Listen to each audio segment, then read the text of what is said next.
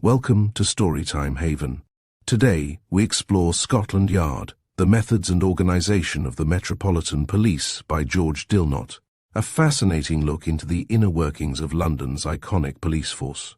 From the early days of detective work to the intricacies of police operations, Dilnot provides a detailed account of the men and methods behind maintaining order in the bustling streets of London. Join us as we delve into the world of criminal investigation and law enforcement at Scotland Yard. Chapter: The Silent Machine. We who live in London are rather apt to take our police for granted. Occasionally, in a mood of complacency, we boast of the finest police force in the world. At other times, we hint darkly at corruption and brutality among a gang of men too clever, too unscrupulous to be found out.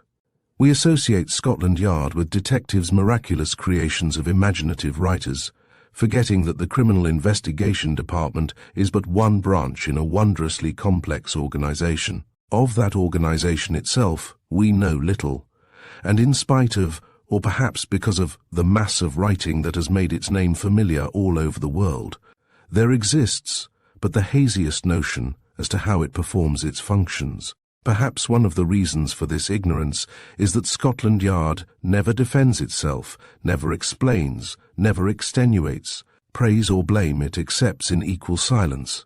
It goes on its way, ignoring everything that does not concern it, acting swiftly, impartially, caring nothing save for duty to be done. There is romance in Scotland Yard, a romance that has never been written, that may never be written. It concerns the building up, in the face of incredible obstacles, of a vast, ingenious machine which has become one of the greatest instruments of civilization the world has ever seen. Imagine an army of men encamped over 700 square miles, with its outposts in every quarter of the globe, an army engaged in never-ceasing warfare with the guerrillas of crime and disorder. Imagine something of the work it does. In a city of 7 million souls, crammed with incalculable wealth, there are less than 1,000 habitual thieves, the exact number is, and receivers of stolen goods. In spite of all its temptations, there are but 17,000 serious crimes in a year, while the number of more trivial offences is only 170,000. Few of the perpetrators escape justice. Compare this record with that of any city in the world. Ask Paris, ask New York, ask Petrograd, and you will begin to realize how well protected London is. In a large soft-carpeted room, its big double windows open to catch the breezes that blow from the river, sits the man upon whom the ultimate responsibility for all this devolves, a slim-built, erect man of 60-odd, with moustache once auburn but now grey hair, and shrewd hazel eyes, Sir Edward Henry. Imperturbable, quiet-voiced, quiet-mannered, he sits planning the peace of London. He is playing a perpetual game of chess on the great board of the metropolis with 20,000 men as his pieces against a cosmopolitan fraternity of evildoers who never rest. He is the one man in the service who must never make a mistake. The Commissioner of the Metropolitan Police sleeps on no bed of roses.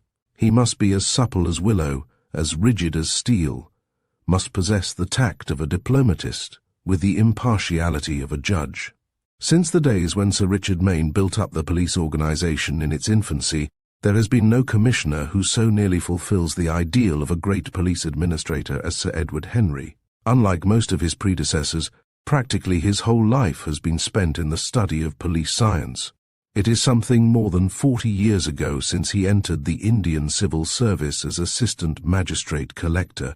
He became ultimately Inspector General of the Bengal Police, and then Commissioner of a division. It was there that he first established the fingerprint system of identification as a police device for the registration of habitual criminals, which he was to introduce later at Scotland Yard, and which has tightened the meshes round many a criminal who would otherwise have escaped justice. The man in the street knows little of the silent man who is undoubtedly the greatest police organizer in the world. Even on this very matter of fingerprints, there is a general confusion with Bertillonage, a totally different thing. The Henry system has practically ousted Bertillonage in every civilized country. If Sir Edward had done nothing but that, he would have ranked as one of the greatest reformers in criminal detection. But he has done more, much more. 14 years ago, he resigned his Indian post to become Assistant Commissioner in charge of the Criminal Investigation Department. Even then, the intention was to try him for commissioner. He spent a period in South Africa during the war reorganizing the civil police of Johannesburg and Pretoria. When Sir Edward Bradford retired, he was appointed commissioner. He found that the vast complex machinery, of which he assumed control, was running a little less freely than it should. The police force was like an old established business, still sound, but inclined to work in a groove. It needed a chief with courage, individuality, ideas, initiative, and the organizing powers of a Kitchener. These qualities were almost at once revealed in Sir Edward Henry. In the force, it was soon felt that a new power had arisen. The commissioner was not only a name but an actuality. Nothing was so trivial as to escape his attention, nothing too wide for him to grasp. He knew his men. It is said that he knows every man in the force, an exaggeration with a great deal of truth in it, and they soon knew him. Quick to observe, quick to commend or punish, whether it be high official or ordinary constable, he has come to be regarded with unswerving devotion by those under him. The police force as he took it over, and as it is now, may seem the same thing to the ordinary observer. To those who knew something of its working, it is a vastly different thing. I have passed many years among police officers of all grades and all departments. Many of these have been veterans of from 20 to 30 years' service. They have told me of things done for the well-being of the force, the convenience of the public, and the confusion of the criminal. Telephone and telegraphic communication have been perfected between stations, headquarters, and provincial police. The system of identification has been revised. Young constables are taught their trade with care and thoroughness. Higher pay has been granted to all ranks. Men are housed in greater comfort. Red tape has been ruthlessly cut through. The relations between police and press have been improved. There is a wider, broader spirit in all. A clean esprit de corps, very different to that which at times long gone by has threatened the interests of the public, has sprung up. In all these things is to be seen the hand of Sir Edward Henry. Scotland Yard is not yet perfect. There still linger relics of the old conservative spirit in certain directions, but the new method has made itself felt. Initiative is encouraged in all ranks. Suggestions and criticism from without are welcomed. The commissioner is a man of instant decision. Let anyone make a suggestion, and he ponders it for a second or so. Then he reaches for a pen. Yes, that's a good idea. We'll have an order on that. And in a little the suggestion has become an official fact. Little escapes his eye, but he is a man who makes sure. Every morning a bundle of newspapers and periodicals is delivered at Scotland Yard to be carefully scrutinized and to have every reference to the force marked with blue pencil. Where there is an accusation against a particular man or a criticism of methods in general, special attention is directed to it. But there is rarely any need for this. The commissioner has probably read it at breakfast. The point, whatever it is usually in a fair way to being dealt with before lunch. From the moment a constable has been sworn in, he is watched and selected for the post that best suits him. A man may do well in a semi-rural district who would be a failure in Commercial Road. He may be selected for office work, regulation of traffic, for the Criminal Investigation Department, for the Thames Division, or for routine duty in the street. Wherever he is the best man who can be found for the work, and so from top to bottom of the ladder of promotion. Many romances have been written of Scotland Yard, but imagination has supplied the place of facts, for the tongues of those who have taken part in dramatic episodes, more stirring than any in fiction, are locked. Yet, in spite of all its cold, business-like atmosphere, the story of the Metropolitan Police is in itself a vivid romance which only a Kipling could write as it should be written. Imagine the commissioner, whose power is almost autocratic, weaving a net that is spread broadcast to catch within its meshes any person who breaks the king's peace or the king's laws. And, although now and again the personal factor is discernible in some piece of work, it is mainly cold, precise, business-like organization which holds the net so close. Telephones, telegraphs, and motor cars link the police stations of London closely, so closely that within less than half an hour, men can be informed of the particulars of a crime.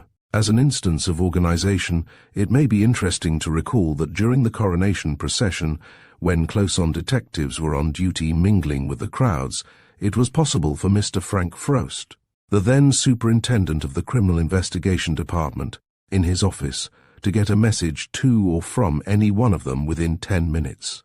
A large proportion of the whole body could have been concentrated on one spot within 20 minutes. It is organization that makes Scotland Yard able to carry out its myriad duties, from testing motor omnibuses to plucking a murderer from his hiding place at the ends of the earth, from guarding the persons of emperors and kings to preventing a Whitechapel bully from knocking his wife about. The work must go on smoothly, silently, every department harmonizing, every man working in one common effort. The administrative and financial sides of the police are divided, the former being under the Commissioner, the latter under the Receiver, Mr. G.H. Tripp. The maintenance of the Metropolitan Police is naturally expensive, the average cost of each constable annually being. The gross expenditure during was received from the Exchequer, was from sums paid for the services of constables lent to other districts from London ratepayers, and the remainder from various sources. Chapter. Matters of organization. The great deterrent against crime is not vindictive punishment. The more certain you make detection, the less severe your punishment may be. The brilliant sleuth-hound work of which we read so often is a less important factor in police work than organization. Organization, it is which holds the peace of London. It is organization that plucks the murderer from his fancied security at the ends of the earth, that prevents the drunkard from making himself a nuisance to the public. That prevents the defective motor bus from becoming a danger or an annoyance to the community. Inside the building of red brick and grey stone that faces the river, and a stone's throw from the Houses of Parliament, there are men who sit planning. The problems of the peace of London change from day to day, from hour to hour, almost from minute to minute. Every emergency must be met instantly, as it arises, often by diplomacy, sometimes by force. 100 men must be thrown here, 1,000 there, and trained detectives picked for special work. With swift, smooth precision, the well-oiled machinery works, and we who only see the results never guess at the disaster that might have befallen if a sudden strain had thrown things out of gear. In the tangle of departments and sub-departments, bewildering to the casual observer, there is an elastic order which welds the whole together. Not a man but knows his work. The top notch of efficiency is good enough for Scotland Yard. Its men are engaged in business pure and simple, not in making shrewd detective deductions. The limelight which occasionally bursts upon them distorts their ways and their duties. Really, they have little love for the dramatic. Newspaper notoriety is not sought, and men cannot work the press, as in times gone by, to attain a fictitious reputation. It is through well-chosen lieutenants that Sir Edward Henry works. There are 4 assistant commissioners upon each of whom special work devolves. Sir Frederick Wodehouse, for instance, is the administrative assistant commissioner. He deals with all matters relating to discipline, promotion, and routine, so far as the uniformed force is concerned. The Criminal Investigation Department is under Mr. Basil Thompson, a comparatively young man who came from the Prison Commission to succeed Sir Melville Macnaghten, and who has successfully experimented with some new ideas to make the path of the criminal more difficult. Mr. Frank Elliot, who was formerly at the Home Office, holds sway over the Public Carriage Office, and the Honourable F.T. Bigham, a barrister and a son of Lord Mersey, who gained his experience as a Chief Constable of the Criminal Investigation Department, deals with and investigates the innumerable complaints and inquiries that would occur even in a police force manned by archangels. Mr. Bigham is also the central authority under the terms of the International Agreement for the Suppression of the White Slave Traffic. There are 6 chief constables, mostly ex-military officers. One of these assists in the administration of the Criminal Investigation Department. The remainder control districts of 4 or 5 adjoining divisions. To adopt a military simile, they may be compared to major generals in command of brigades, with each division representing a battalion, and the superintendents, colonels. Only once in the whole history of the Metropolitan Police has a man risen from the ranks to the post of Chief Constable, though many, like Mr. Gentle at Brighton and Mr. Williams at Cardiff, have become the heads of important provincial forces. The post of Superintendent in London is at least equivalent in its responsibilities to the average Chief Constableship of the provinces. There are Metropolitan Section Sergeants who have as many men under their control as some Chief Constables of small boroughs. The unit of the Metropolitan Police is a division which averages about 1,000 men. Each is under a superintendent, with a chief inspector as second in command. Thereafter the ranks run: uniform branch, detective branch, divisional detective inspectors, sub-divisional inspectors, central detective inspectors, inspectors, detective inspectors, station sergeants, first-class detective sergeants, section sergeants, second-class detective sergeants, constables, reserve, third-class detective sergeants, constables, according to seniority, detective patrols. These are distributed among close on 200 police stations in the metropolis and in 22 divisions. Some are detailed for the special work with which London has nothing to do. Thus there are the King's Household Police, divisions guarding the dockyards and military stations at Woolwich, Portsmouth, Devonport, Chatham and Pembroke, detachments on special duty at the Admiralty and War Office and the Houses of Parliament and government departments, and men specially employed, as at the Royal Academy, the Army and Navy stores, and so on. In all there are men so engaged. Their services are charged for by the receiver, and the cost does not fall upon the ratepayers. Scotland Yard is run on the lines of a big business. To the intimate observer it is strangely similar in many of its aspects to a great newspaper office, with its diverse and highly specialized duties, all tending to one common end. The headquarters staff is a big one. There are superintendents in charge of the departments, men whom no emergency can ruffle, calm, methodical and alert, ready to act in the time one can make a telephone call. There are McCarthy, of the Central Criminal Investigation Department, Quinn, of the Special Branch, which concerns itself with political offences and the care of royalty, Bassam, of the Public Carriage Department, Gooding, of the Peel House Training School, West and White, of the Executive and Statistical Departments. Nothing but fine, careful organisation could weld together these multitudinous departments with their myriad duties. It is an organisation more difficult to handle than that of any army in the field. The public takes it all for granted until something goes wrong, some weak link in the chain fails. Then there is trouble. The Metropolitan Police is the only force in England which is independent of local control. The Commissioner, often wrongly described as the Chief Commissioner, is appointed by the Crown on the recommendation of the Home Secretary and has wide, almost autocratic powers. It is an imperial force which has duties apart from the care of London. It has divisions at the great dockyards. It is the adviser and helper of multifarious smaller zones in case of difficulty. It has charge of the river from Dartford Creek to Teddington, and its confines extend far beyond the boundaries of the London County Council. In 1 year its printing and stationery bill alone amounts to over, its postage, telegrams and telephone charges to another. Its gross cost is nearly 3 millions a year. That is the insurance paid for the keeping of the peace. What do we get for it? We have taught the world that a body of police can be none the less efficient although their hands are clean, that honesty is not necessarily a synonym for stupidity, that law and order can be enforced without brutality. There are no agents provocateurs in the London police, and the grafter has little opportunity to exercise his talent. In 1 year, indictable offences were committed within the boundaries of the Metropolitan Police District. For these, people were proceeded against, and as some of them were probably responsible for 2 or more of the offences, the margin of those who escaped is very low. There were minor offenders, all of whom were dealt with. The machinery of Scotland Yard misses little. How many crimes have been prevented by the knowledge of swift and almost inevitable punishment it is impossible to say, but they have been many.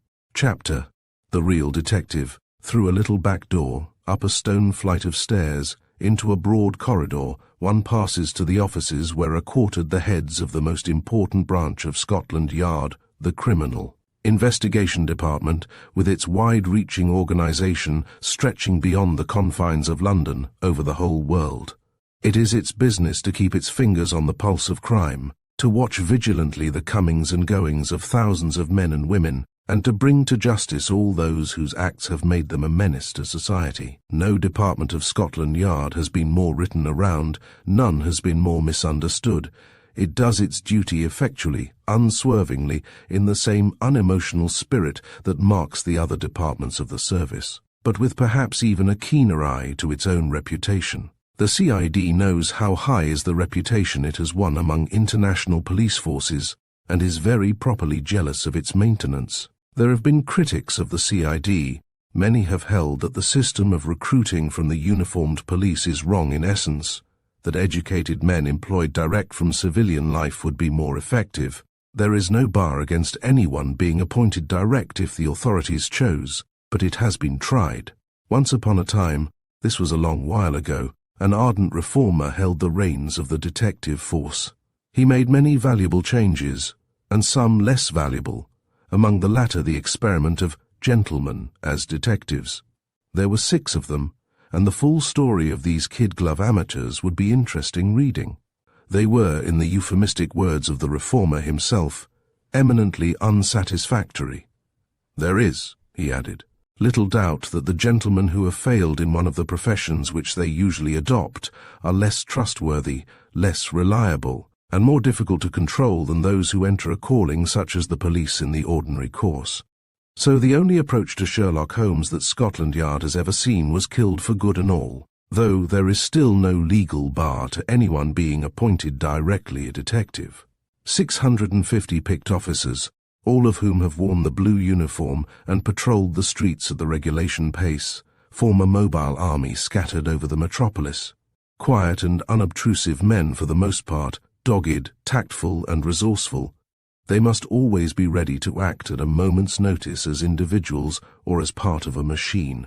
For it is the machinery of Scotland Yard that in 99 cases out of 100 calls check to the criminal's move.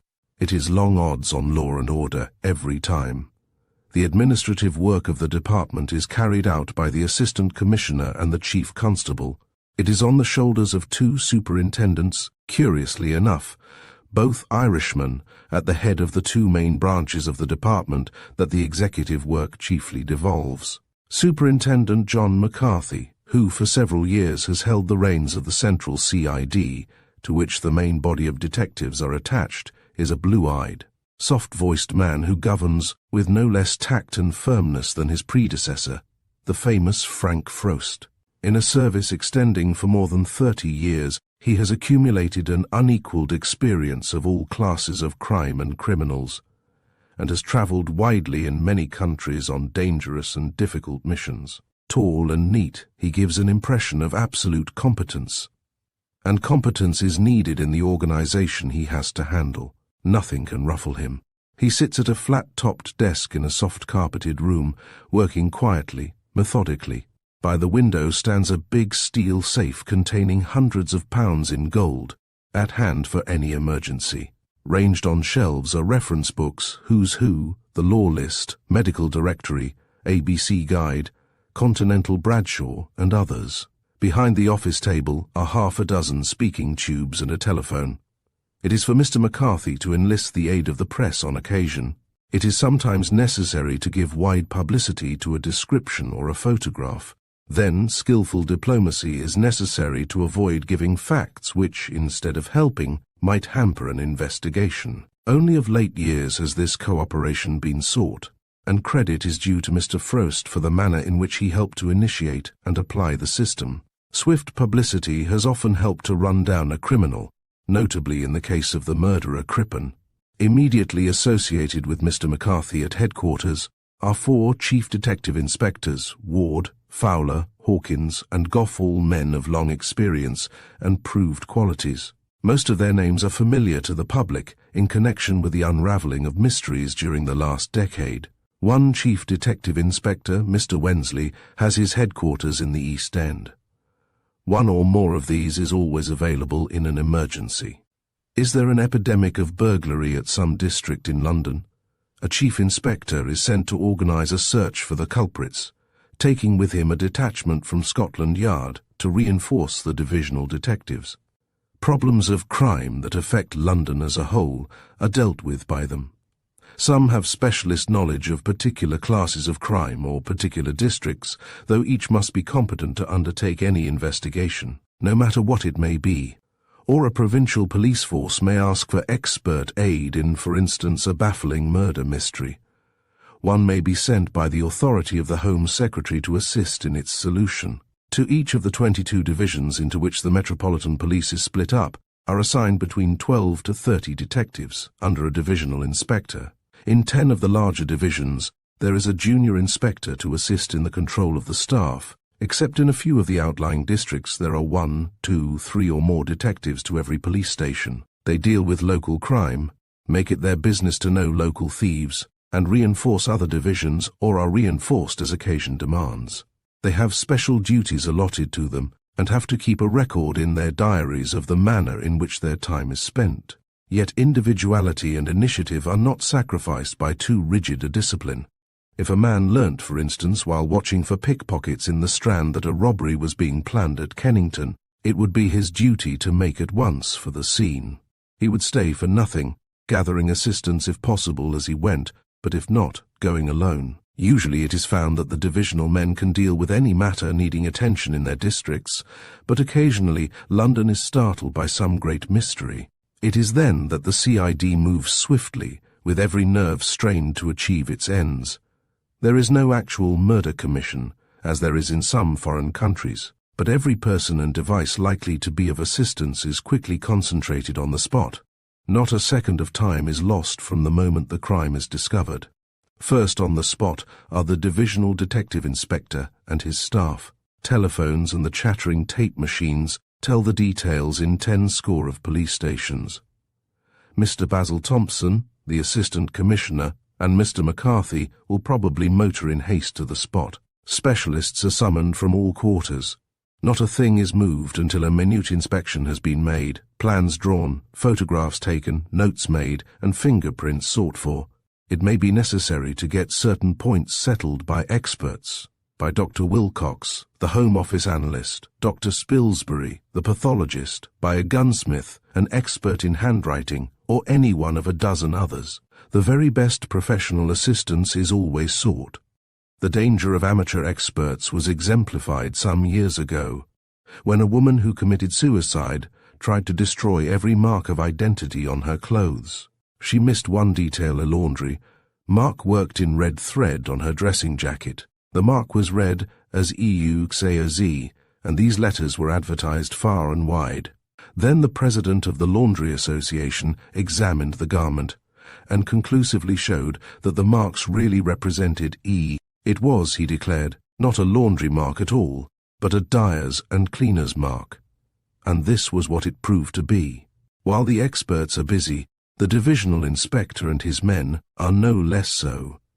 They are making a kind of gigantic snowball inquiry, working backwards from the persons immediately available. A has little to say himself, but there are B and C who, he knows, were connected with the murdered person.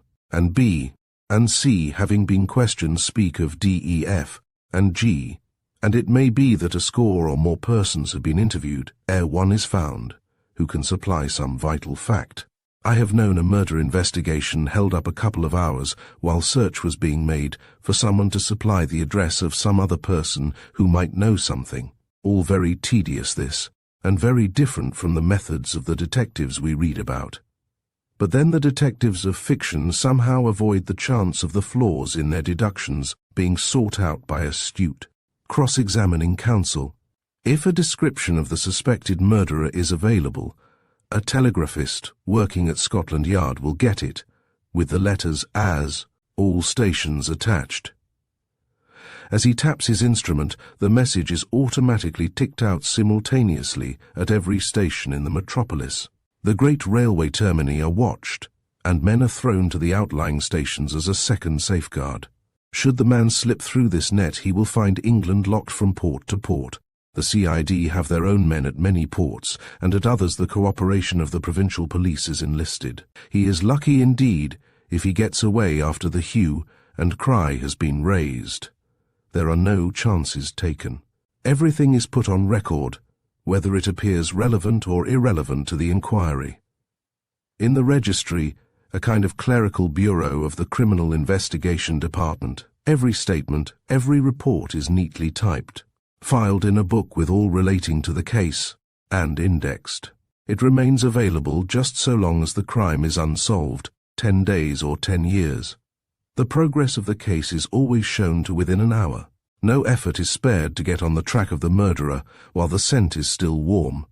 Scores of men work on different aspects of the case. The fingerprint department may be trying to identify a thumbprint from among their records. In another part of the building, the photographers have made a lantern slide of certain charred pieces of paper, and are throwing a magnified reproduction on a screen for closer scrutiny. A score of men are seeking for a cabman who might have driven the murderer away. It may be that these steps will go on for days and weeks with dogged persistence. This stage of investigation has been aptly likened to a jigsaw puzzle which may fall from chaos into a composite whole at any moment. Once the hounds have glimpsed their quarry, it is almost hopeless for him to attempt to escape. His description, his photograph, specimens of his writing are spread broadcast for the aid of the public in identifying him wherever he may hide. Men watch the big railway stations, outgoing ships are kept under surveillance, for the CID has 2 or 3 staff men resident in many parts. They are also maintained at ports like Boulogne and Calais. The cooperation of the provincial and foreign police is obtained, and the wide publicity of newspapers. The wholeheartedness with which the public throws itself into a hunt of this kind has disadvantages as well as advantages. A score of times a day people will report someone very like the wanted man as seen almost simultaneously in a score of different places. All these reports have to be immediately investigated, and with the search for the culprit, the ceaseless search for evidence goes on. It is no use to catch a murderer if you cannot adduce proof against him. The enthusiasm of the investigators is not called forth by a blood hunt. It is all a part of the mechanism. The CID and its members are merely putting through a piece of business quite impersonally. A murder has been committed, they say in effect. We have caught the person we believe responsible, and this is the evidence. It does not matter to us what happens now. The jury are responsible. It once fell to the lot of the writer to see an arrest for a murder with which the world rang. The merest novice in stage management could have obtained a better dramatic effect. The arrest of a drunken man by an ordinary constable would have had more thrill. It was in a street thronged with people passing homewards from the city. A single detective waited on each pavement. Presently one of them lifted his hat, and the other crossed over. They fell into step each side of a very ordinary young man. "Your name is so-and-so," said one. "We are police officers, and we should like an explanation of 1 or 2 things. It may be necessary to detain you." A cab stopped. The 3 got into it, and as it drove away, there were not 2 people among the thousands in the street who knew that anything out of the ordinary had happened. That is typical of the way arrests for great crimes are effected if possible. Yet, sometimes circumstances force melodrama on the detectives. Another arrest, which was watched by the writer, took place at dead of night in a dirty lodging house in an East End street. A house-to-house search had been instituted by 40 or 50 armed detectives. They expected desperate resistance when they found their quarry, and at last they came upon the man they sought sleeping peacefully on a truckle bed. A giant detective lifted him bodily. A great coat was bundled over his nightshirt, and he was sent off as he was, under escort, into the night. Footnote: Sir Howard Vincent, first and only Director of Criminal Investigations, said in, "It has been urged more than once that better and more reliable detectives might be found among the retired officers of the army and younger sons of gentlemen than in the ranks of the police. Willing, as I hope I shall always be, to give every suggestion a fair trial, 6 such recruits have been enrolled in the Criminal Investigation Department with a result, I am sorry to say, eminently unsatisfactory. There is, I fear, little doubt that the gentlemen who have failed in one of the professions which they usually adopt are less trustworthy, less reliable, and more difficult to control than those who enter a calling such as the police in the ordinary course. Sir Charles Warren, in the course of a magazine article which had tremendous effect on his reign as commissioner, said, referring to the detective service, "Some few candidates have been admitted direct to a great number examined and rejected. Of those admitted, few, if any, have been found qualified to remain in the detective service. It seems, therefore, that although the criminal investigation branch is open to receive any qualified person direct, as a general rule, no persons, for some years past, have presented themselves sufficiently qualified to remain. And there are indications of the advantages of a previous police training in the uniform branch in the fact that the most successful private detectives at present in the country are those who have formerly been in, and originally trained in, the uniform branch." Chapter 4. On the Trail. Primarily, the great function of the police is to prevent crime. Secondly, when it has happened, to bring the offender to justice. How do they work? Not by relying on spasmodic flashes of inspiration, like the detective of fiction, but by hard, painstaking work, and of course, organization. Crime is divided into two classes, the habitual and the casual. Every habitual criminal is known. Numbers vary, but the latest available figures show that there are 957 habitual criminals in London, of whom are thieves and receivers. Now, each of these thieves has a distinctive method. A crime occurs. It is reported to the local police station, and a detective is sent to the scene. Perhaps he is able to say offhand, "This job was done by so-and-so." Then, having fixed his man, he sets to work to accumulate evidence. Scotland Yard is reported to, and thence word is sent to every police station to keep a lookout for Brown, or Jones, or Smith. That is, if he has left his usual haunts.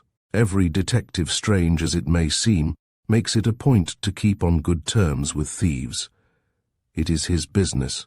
Sooner or later the man wanted is discovered, unless he is exceptionally astute.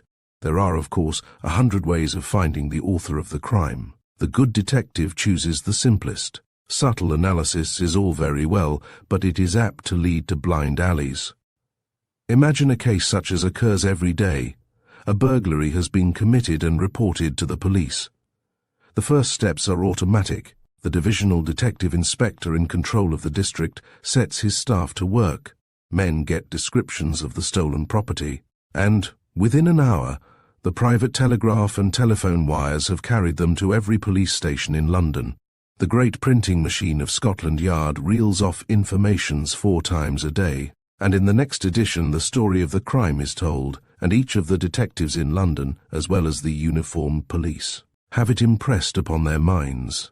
Swift, unobtrusive little green motor cars carry pawnbrokers' lists to every police station to be distributed by hand.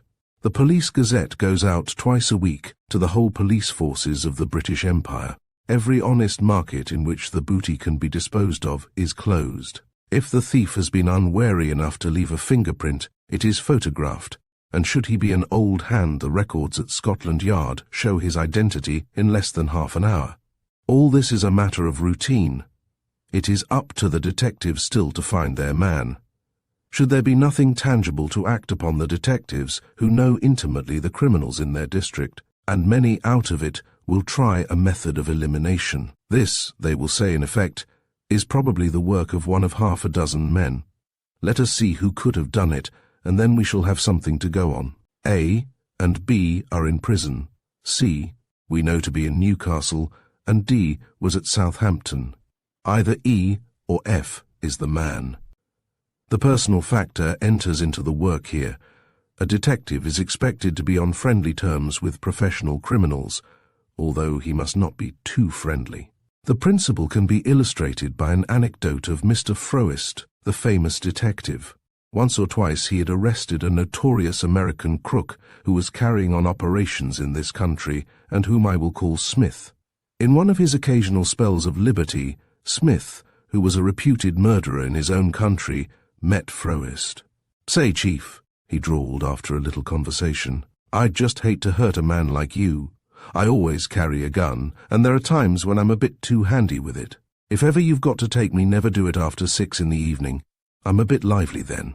It is the business of a detective to know thieves. Without an acquaintance with their habits of thought and their social customs, he may be lost. The informant plays a great part in practical detective work, and the informant, it follows, is often a thief himself. Of the manner in which he is used, I shall have more to say later. So it is among the friends and enemies of E and F that the detectives set to work. It is a task that calls for tact. E, we will suppose, is at home, and all his movements about the time of the crime are checked and counter-checked. F has vanished from his usual haunts. This is a circumstance suspicious in itself, but rendered more so by the fact that his wife is uncommonly flush of money. Often it is harder to connect together legal evidence of guilt than to catch a criminal. The most positive moral certainty is not sufficient to convict a man, and English detectives may not avail themselves of methods in use abroad to bring home a crime to the right person. Perhaps a detective pays a visit to F's wife, with the remembrance of many kindly acts performed by the police during her husband's involuntary absences. She is torn between a stubborn loyalty to him and her wish to be civil to her visitor. He is sympathetic. Cynics may not believe that the sympathy is often genuine, but he has his duty to do. He does not expect her consciously to betray her husband, but his eyes are busy while he puts artless questions. An incautious word, the evasion of a question, may give him the hint he seeks, or, on the other hand, she may be too alert, and his mission may be fruitless. Meanwhile, a description and photograph of F have been circulated by what may be called the publicity department of Scotland Yard. It may be even given to the newspapers, for your modern detective realizes the advantage of deft use of the press. Remember, F is a known criminal, and even in so vast a place as London, no man who is known can hide himself indefinitely. A striking personal instance may be cited. The writer, in the course of an aimless walk through obscure streets, accompanied by a well-known detective, was greeted by no fewer than 8 officers. I believe there is no instance on record of a definite person being wanted where the police have failed to find him. He may have escaped arrest for lack of evidence, but he has been found. The wide-flung net will sooner or later enmesh F. He may be seen and recognized, or, what is more likely, he will be betrayed by one of his associates. It does not follow that he will at once be arrested and charged. He may be merely detained, which means that the police have him in custody for not more than 24 hours, at the end of which time he must either be brought before a magistrate or set at liberty. He must not be questioned, but he is given to understand why he is held, and may, if he likes, volunteer a statement. If any of the stolen property is found on him, the matter at once becomes straightforward, and if he is believed to have hidden or disposed of it to any particular person, search warrants are procured to bring it to light. Another instance of the methods employed by the CID to establish identity may be recalled. 2 Americans in Frankfurt tried to rob a man of, one was arrested and the other got away. The CID was asked if it could make any suggestions to the Frankfurt police. Very courteously, Scotland Yard said in effect, yes. If the man left in a hurry, he probably left something behind. Go to his hotel and see. Frankfurt did so, found some luggage in the cloakroom, and among them shirts with the name of a London maker. A Scotland Yard detective went to the address and found the name of a certain American crook as having his shirts made to measure there. When the man, all unconscious that his connection with the robbery was known, stepped out of the train at Charing Cross Station a few hours later, he was arrested. Individual initiative is encouraged in every officer. Luck, too, often aids justice. Some years ago it was learnt that an absconding bank cashier would probably try to leave England by a certain liner. A detective, whom we will call Smith, went armed with a description of the man to effect an arrest. When he got on board, he scrutinized the passengers closely. Only one man resembled the description. Smith drew him aside. "I have reason to believe your name is X," he said. "I am a police officer, and I hold a warrant for your arrest." Highly indignant, the man denied that he was the person described. His indignation was obviously not assumed, and there were minor discrepancies between his appearance and the description. Smith shrugged his shoulders. "Very well. If you are not X, and can prove it, you have nothing to fear. In that case, I presume you will have no objection to my looking through your luggage. X paled, stuttered, fumed, and protested that he would never consent to such an outrage. No conduct could have been more calculated to make the officer determined. He searched the luggage. In a small handbag he discovered, hidden away, a mass of notes and gold. Triumphantly, he conducted his prisoner ashore and had him locked up in the nearest police station. Then he telephoned to his superior officer. "I've got X." "No, you haven't," came the startling reply. "We've got him here. He was arrested at King's Cross half an hour ago." Utterly bewildered, Smith told of his capture and the compromising gold and notes. There was 5 minutes' silence. Then the voice at the other end of the telephone said quietly, "Oh, that's all right. The man you've got is Y, a rate collector, who made a run from Glasgow a day or two ago." That was the luck of the service. 2 of the cases in which Mr. Froest was concerned may be recalled as illustrating how appearances may sometimes lead to wrong conclusions. In one, an unknown man was found head down in a water butt outside a country bungalow. There was an ugly bruise on his forehead, and the provincial police who were investigating the case made up their minds that there had been foul play. They asked for help from Scotland Yard, and Mr. Froest was sent down. He looked over the scene and his eyes twinkled. "This is not a case of murder," he said. "That man was a tramp. He hurt his head in climbing through the fence. He was probably going to break into the house and went to bathe it in the water butt. As he put his head down, he slipped and fell in." One of the listeners heard this explanation with a skeptical grin. "That couldn't be so," he protested, and, going near the water butt, lowered his head to demonstrate the impossibility of such an accident. The next instant there was a smothered scream and a mighty splash. A pair of feet waved wildly in the air. As the skeptic was pulled out of the barrel, he extended his hand to Mr. Frost with a sad smile. "I believe you are right," he said. In the second instance, the crews of 2 Cardiff tramps had joined in an effort to paint the town red at Bilbao, the Spanish port. They returned to the quayside with their pockets stuffed full of biscuits, which they ate as they rolled along. At the quay they were able to clamber down into the boats, except one fireman, who was almost completely under the weather. So a mate of the other boat fastened a rope round his chest and lowered him to his companions. Then the mate returned to his own ship. In the morning he was arrested for murder. The fireman had been dead when taken aboard, and his appearance showed that he died of strangulation. It was suggested that the mate had, instead of putting the rope under his arms, put it round his neck and drawn him up and down, in and out of the water. A conviction followed the trial, but, luckily, friends of the convicted man asked Scotland Yard to make an independent investigation. Mr. Froest went to Cardiff, where the crews of the 2 vessels concerned had then arrived. The more he went into the case, the deeper became his conviction that a miscarriage of justice had occurred. He went back to Scotland Yard. "I don't believe the fireman was murdered," he said. "He was eating a biscuit, and a piece probably stuck in his throat and choked him. As to his being wet through, it was raining hard at the time." The Spanish authorities were informed of this theory, and the body of the murdered man was exhumed. Still in the throat was the biscuit which had choked him. There was, too, the case of an old woman murdered at Slough. Chief Detective Inspector Bauer, now head of the Port of London Authority Police, ultimately arrested a man against whom there was nothing but suspicion, as apart from legal proof, and on the suspect was found a slip of crumpled paper in which coins had apparently been wrapped. The marks of the milling were plainly discernible.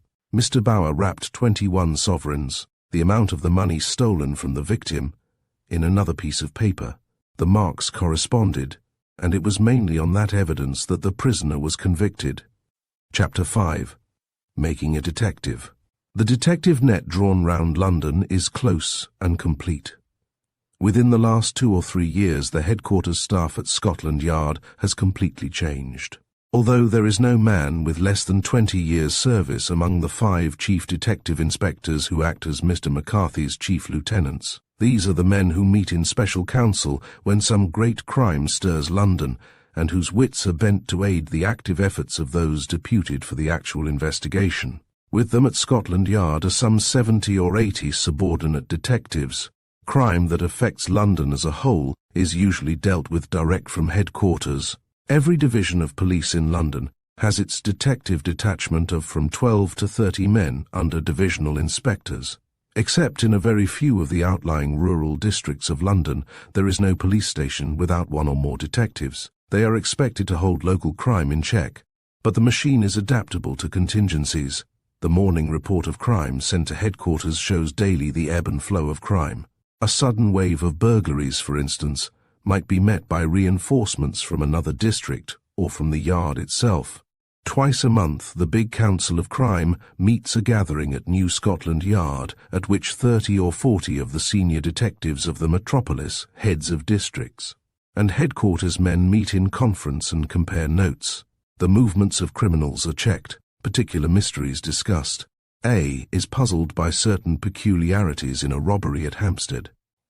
B remembers that similar peculiarities were present in an affair in which he arrested Bill Smith at Brixton some years ago. Resolved unanimously that Bill's recent movements will bear looking into. Opinions will be discussed of the identity of a swindler who has been duping furniture dealers by selling them furniture from houses or flats he has rented. Many a fraud has been detected by these informal discussions in that bare green-painted room. One of the greatest difficulties that beset a detective of real life, it does not so much affect the detective of fiction, is the securing of evidence that is legally convincing. It is one thing to be morally certain of a person's guilt. It is quite another thing to prove it to the satisfaction of a jury. Especially is this so in case of murder. There is probably no other great city in the world which can boast of no murder mystery in which for 2 years the perpetrator remained undiscovered. There were 25 cases of murder in the last year for which figures are available, and 24 in each one, the guilty person was known. The cases were thus disposed of. 11 arrests were made, 1 of a man who committed 2 murders, and in 9 the murderers committed suicide. 3 of the other cases were caused through illegal operations, which were not immediately reported to the police. The remaining case was that of an Italian who fled abroad. The real detective is a commonplace, commonplace, in the sense that you would not pick him out of a crowd for what he is. He assiduously avoids mannerisms. You will find him genial rather than mysterious. He does not wear policeman's boots, and he is not always weaving a subtle network of deductions. He is a plain businessman of shrewd common sense, who has been carefully trained to take the quickest and most accurate way to a desired end. You can almost fancy him drawing up an advertisement. Criminals are sorted for disposal. Large selection always available. Special orders executed at the shortest notice.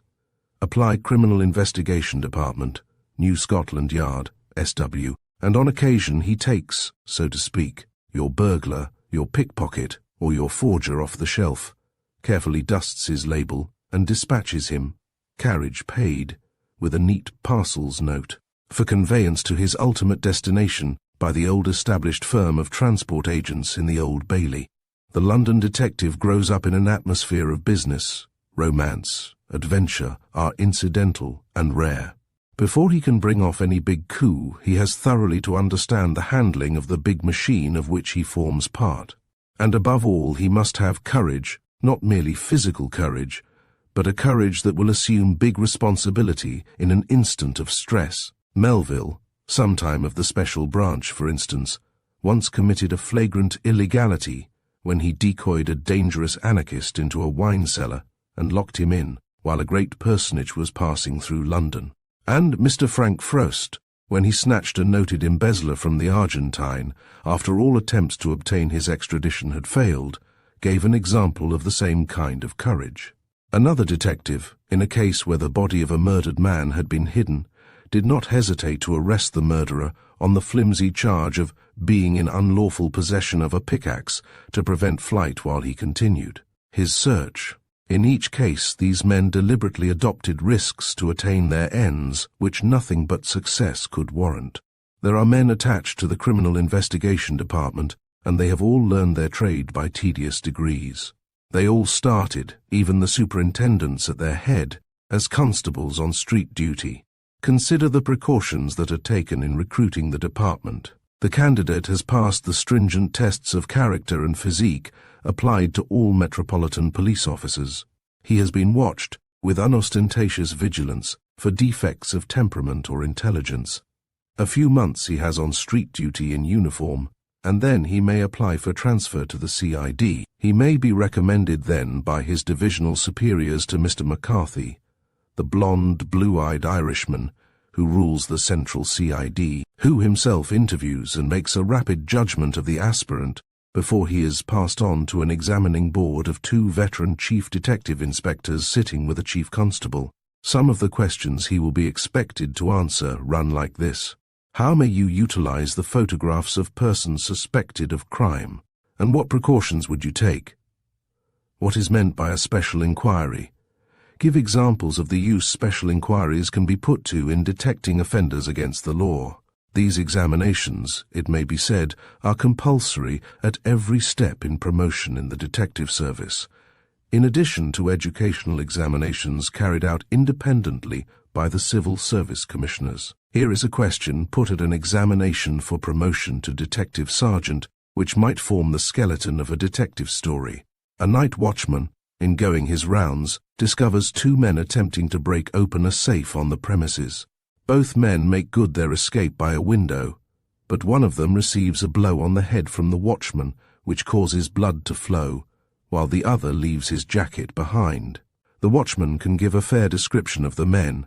In the jacket left behind, which bears no maker's name, are found the following: a return half-ticket to Birmingham from London, a snapshot of a lady having the appearance of a music hall performer, signed Kitty, but with no photographer's name, a letter, no envelope, as follows: King Street. Dear Tom, I hope you are coming up on Tuesday.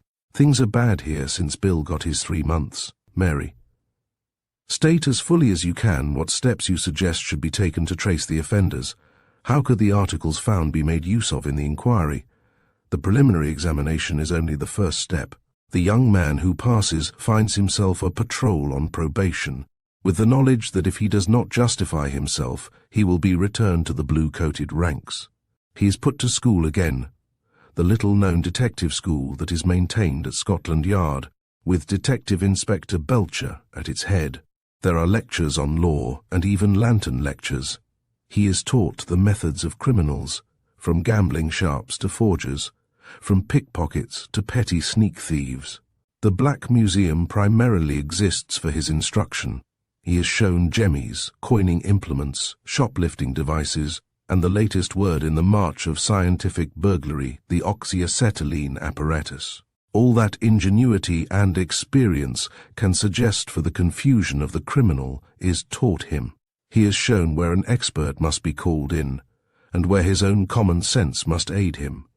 He is taught something of locks, something of fingerprints, something of cipher reading. He learns the significance of trivialities and the high importance of method. I have said that the detective must know when to call in the expert. Science plays no inconspicuous part in many investigations, and there is a little corps of consulting specialists whose aid is always available. It was the work of the analyst that proved the guilt of men like Seddon and Crippen. The microscopist has brought more than one forger to justice. A murder was proved because a toolmaker's aid was enlisted to decipher some scratches on a chisel. A blackmailer was captured because a paper manufacturer identified a peculiar make of paper on which a letter was written. And, of course, the help of the medical jurisprudent is a commonplace of criminal investigation. The fingerprint experts are on the staff, so too are the photographers. There is a big magic lantern used in connection with the latter department, which has made clear more than one mystery by the enlargement of some photograph. In one case, an envelope with a blurred postmark was picked up on the scene of a robbery. It was enlarged, and so the name of a town was picked out. In an hour or two, the criminal was under arrest. Chapter. More about investigation. Outside fiction, the real detective does not disguise himself in any elaborate or melodramatic fashion. He will not wear a false moustache or a wig, for instance. But the beginner is taught how a difference in dressing the hair, the combing out or waxing of a moustache, the substitution of a muffler for a collar, a cap for a bowler will alter his appearance. They keep a makeup room at headquarters, its most conspicuous feature being a photograph of a group of dirty-looking ruffians detectives in disguise. But it is a disguise the more impenetrable because there is nothing that can go wrong with it. Yet not half a dozen times in a year is the makeup room used. The kind of case in which a disguise is useful may be illustrated. Some thieves had broken into St. George's Cathedral at Southwark and then rifled the bishop's palace. The booty they secured was worth some £3,000, and they left not the faintest trace behind. The officer charged with the investigation resolved on a long shot. He dressed himself, I quote a newspaper report, in a long overcoat and slouched hat, sported a heavy chain, smoked a big cigar, and was well supplied with gold. In this attire he made himself conspicuous about Vauxhall. Among the crooks of that neighbourhood it soon became known that a Jew receiver one Cohen, of Brick Lane, Whitechapel, was about, and in a very short while the receiver knew all that he needed to arrest the thieves and recover the stolen property. Shadowing, too, is a matter of experience. Let anyone who doubts its difficulties try the experiment of keeping sight of a person in a frequented thoroughfare. When a suspect knows or guesses he is being followed, as he inevitably does, if it is continued for a day or two, it becomes 10 times more difficult. Unless incessant watchfulness is maintained, a shadowed person will be lost sight of in 5 minutes. Shadowing is, when possible, always done by detectives in pairs, sometimes in threes. Detective No shadows the suspect. Detective No shadows his colleague. Then if the suspect stops or turns suddenly, No walks innocently on, and No takes up the chase. It is a wearisome task when a person has to be watched incessantly, for it may not be possible to assign a spot with any certainty for reliefs to continue the trail. When the young detective begins his career, he will carry a virgin drab-colored diary in his breast pocket, wherein he will be expected to record every moment spent on duty, every penny he spends. If any illusion remains in his mind that he will be turned loose on the streets to catch thieves or murderers, it is quickly destroyed. Hard labor is his portion.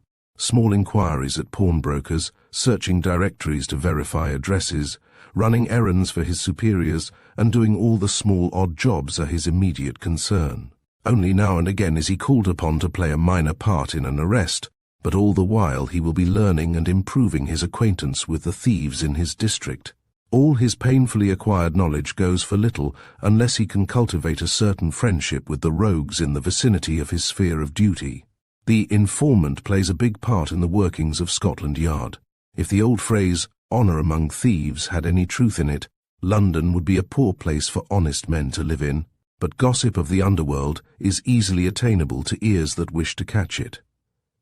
One of the problems which beset the architect of New Scotland Yard was this same problem of the informant. An inconspicuous entrance had to be arranged by which access could be unobtrusively gained by a person too shy to be seen walking publicly up the main entrance of the headquarters of police. A great detective once told the writer how, in his early days, he set to work to learn the world, and gained valuable acquaintance with the deliberation that a young student might apply to the pursuit of an exact science. He took a room in Jermyn Street, and began his studies in every moment he could spare off duty.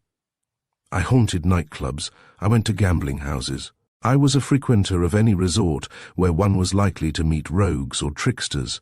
I stored my memory with faces, and made myself friendly with all sorts of people, waiters, barmen, and hall porters. So it was that I got hints that I should never have got by any other method, and scores of times, years afterwards, I received information from the channels I had formed when I began. To show the value of some of these acquaintances, I may tell you that when some idea of my identity leaked out at one of these clubs, an American crook, he was drunk, declared openly that he would shoot me at sight. The waiter contrived to draw the cartridges from his revolver and to give me a hint as I entered, and sure enough my man stood up, took aim, and pulled the trigger of the empty weapon. I hit him on the jaw and let it rest at that. But if I hadn't treated that waiter right, I might have been a dead man now.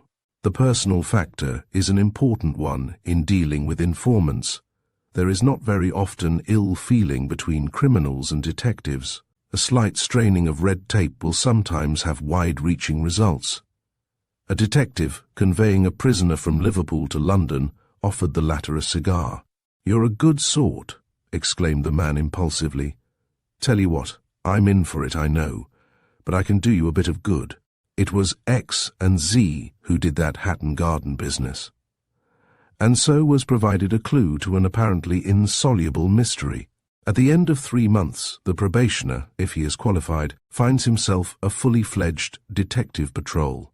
Thereafter he has to pass an examination whenever he is promoted, and may pass upwards through the grades of 3rd, 2nd, and 1st-class detective sergeants to 2nd, 1st, and divisional inspector, and even eventually to chief detective inspector.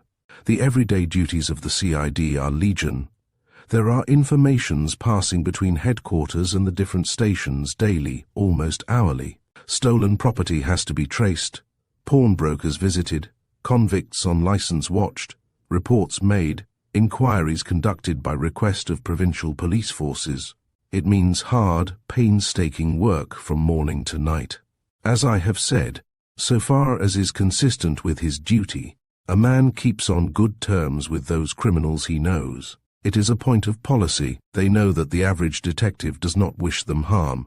If he has to arrest them, they know he will be scrupulously fair when it comes to giving evidence. Often a detective will help a man out of his own pocket when he knows that a case is really a necessitous one.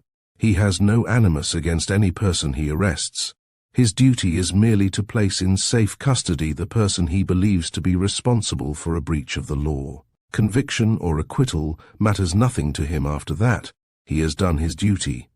A wide knowledge of human nature is necessary to his calling, and he never forgets that the power of a police officer has its limitations. A man who brings discredit or ridicule on the department has a short-lived official life.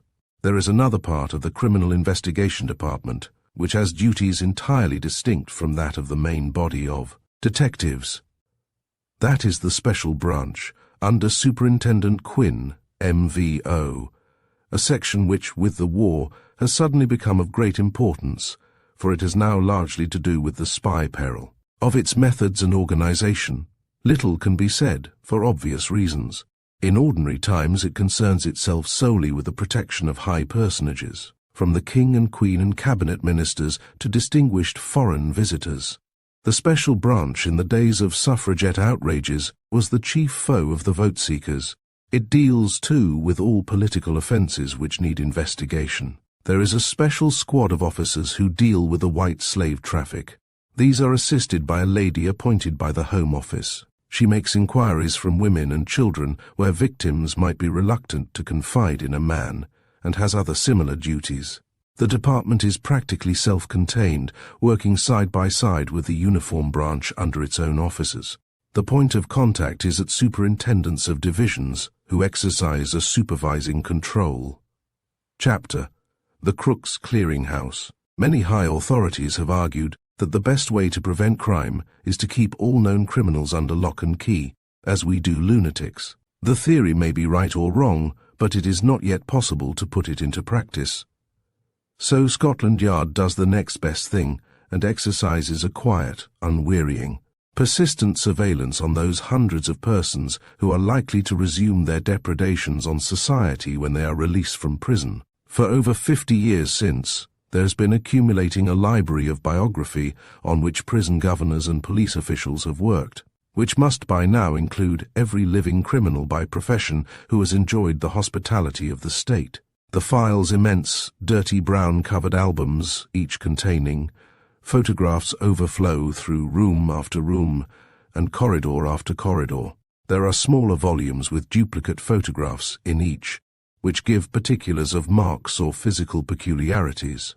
Hundreds of thousands of records are kept, mostly illustrated by the inevitable full and side-face photographs, and each is kept up to date with scrupulous care.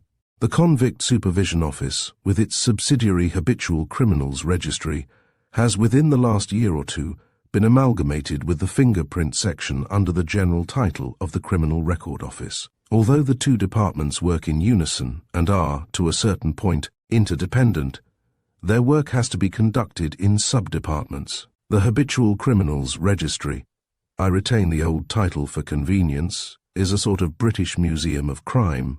It is a central bureau that is constantly being consulted from all parts of the kingdom and not seldom from all parts of the world. It has to be ready at any moment to lay its hands on the record of any criminal that may be demanded, and in this it is immensely helped by the fingerprint department, which can usually identify the person and supply the number by which he is known. It sometimes happens, however, that no fingerprints are available. Then search has to be made under the old system. The records are grouped by the height of their subjects and the color of their eyes and hair. Thus, if a prisoner on remand is 5 feet 9, with blue eyes and brown hair, the margin of search is limited to those indexed under those characteristics. The records include photographs, descriptions, and particulars not only of license holders and supervisees, but of every person who has been convicted twice or more times of any crime, with a few exceptions, and of all persons sentenced to hard labor for a month or more. They are a veritable who's who of the criminal world, and go even further than that useful work of reference in supplying intimate details of the appearance and idiosyncrasies of their subjects. But the keeping of recidivist records is only one part of the business of the Criminal Record Office. This is the department which is responsible for keeping a watchful eye on those people the public love to call ticket of leave men, but who are officially known as license holders or supervisees. These are convicts who, through good conduct in prison, have been released before the expiration of the full term of their sentence, or persons ordered at the time of their conviction to undergo a period of police supervision after they leave prison. This class is composed very largely of an elusive gentry, and to keep track of their comings and goings is no simple matter when they have reason to vanish for a season. There are usually about 1,000 of these in London. The exact number in was. Strict regulations are laid down, which they must observe for the protection of the community, but, in practice, they are afforded every facility for earning an honest living. Ever and anon, the old myth recurs that ticket of leave men are hounded and harassed by the police, so that ultimately they are thrown back to their old life in sheer despair. Listen to what the police code says.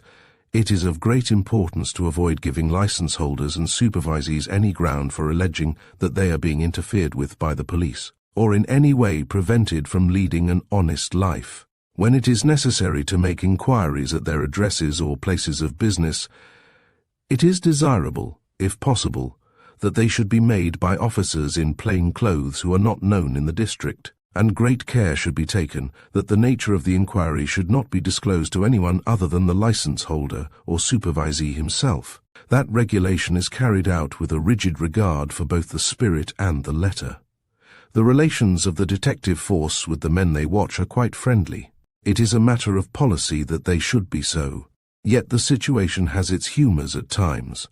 There is a fund maintained at the office from which many ex-convicts have been provided with a fresh start in a straightforward career. No inconvenient inquiries are made, and the bare word of the applicant is often accepted within limits, of course. Does he want to sell flowers? A stock is provided. Is he a workman needing tools? He is supplied. Another cannot get a berth because his clothes are in pawn. A detective is sent to redeem them. There is no bother or fuss. Scotland Yard knows the class too well. It knows that it is often cheated by liars. On the other hand, prompt help may really. Every chance is given a man to run straight, however often he has fallen, and most of those who are helped do not forget. There are, however, as there must be, many who take advantage of the system. One man had his clothes taken out of pawn. He thanked the office and promptly went and hypothecated them at another place. There was another coolly impudent scoundrel with a turn for carpentry, who made all sorts of odds and ends out of soap boxes. He always had some plausible story. He wanted tools or materials, or his rent was in arrears, or there was a doctor's bill to pay. Surprise visits to his rooms in the East End always bore out his story, but ultimately it was discovered that he was doing the same thing with many charitable societies, the Church Army, the Salvation Army, and others. He made quite a good thing out of it while it lasted, but usually Scotland Yard is not imposed on twice by the same person. Police science has evolved the Criminal Record Office very gradually. The problem of the incorrigible offender is one that many years' study has not yet completely solved. When the license system was first initiated, the police were instructed by the Home Office not to interfere with the ticket of leave men, and, not strangely, these men found opportunities of crime made easy for them. But prison reorganization and police organization went on hand in hand until, the Convict Supervision Office was established. Then, as now, its chief work lay in classifying the records and photographs of habitual criminals, compiling the Rogues Gallery, which is still of inestimable value in the prevention of crime. The fingerprint system is, of course, of enormous aid in identification and, as I have said, is a complete safeguard against the possibility of a wrongful conviction. The ordinary detective is most often engaged in tracing a criminal after a breach of the law has been committed. The Criminal Record Office has the more delicate duty of trying to prevent crime. It is a distinct sociological force, incessantly watchful that none of those persons who are allowed out of prison on probation, which is really what the license system amounts to, drift back into the evil ways or among evil associates. By this means it is endeavored to cut at the very roots of crime in this country, for it is a proved fact that the larger proportion of serious offences which are brought before the courts are the work of the habitual criminals. Thus, of persons convicted of serious crime at assizes and quarter sessions throughout the kingdom during nearly % were recognized as having been convicted before, a significant fact which emphasizes the necessity of the eternal vigilance of the CRO. While I was gathering material on this subject, I was prepared to find that the police acted with severity. I was agreeably disappointed. I found that they go as far as possible to the other extreme. In effect, the law says that a license holder or supervisee shall produce a license when called upon, shall not habitually associate with persons of bad character, shall not lead an idle or dissolute life, shall report themselves monthly to the nearest police station. This regulation does not apply to women, and report any change of address, but the law is carried out with a broad appreciation of the variations in human nature, even criminal human nature. There are dangerous men who must be watched closely. There are others it is unnecessary to keep under close surveillance. A license holder, as distinct from a supervisee, is not necessarily likely to become a criminal again. A trusted clerk in a city office who has forged his employer's name, a solicitor absconding with trust funds, a man who has committed manslaughter are not to be classed in this respect with burglars, jewel thieves, or coiners. It is true that either class may hold licenses, but the former are not often sentenced to police supervision. They are not, in that sense, habitual criminals. So the circumstances of every case are taken into consideration. Sometimes a man is allowed to report himself by letter instead of in person, nor is a detective attached to a district who might be known as a police officer allowed to make inquiries when the mere fact of his calling might make things unpleasant for a license holder. A stranger from Scotland Yard is sent. This applies especially when a man is in a workhouse, a hospital, a church army labour home, and such places. To a limited extent, the work of the department has been lightened by the scheme which resulted in the establishment of the Central Association for the Aid of Discharged Convicts, an amalgamation of various prisoners' aid societies, which may recommend that a discharged prisoner should be excused reporting to the police in certain cases. The result has been that 1 man in every 10 has been freed from the obligation to report.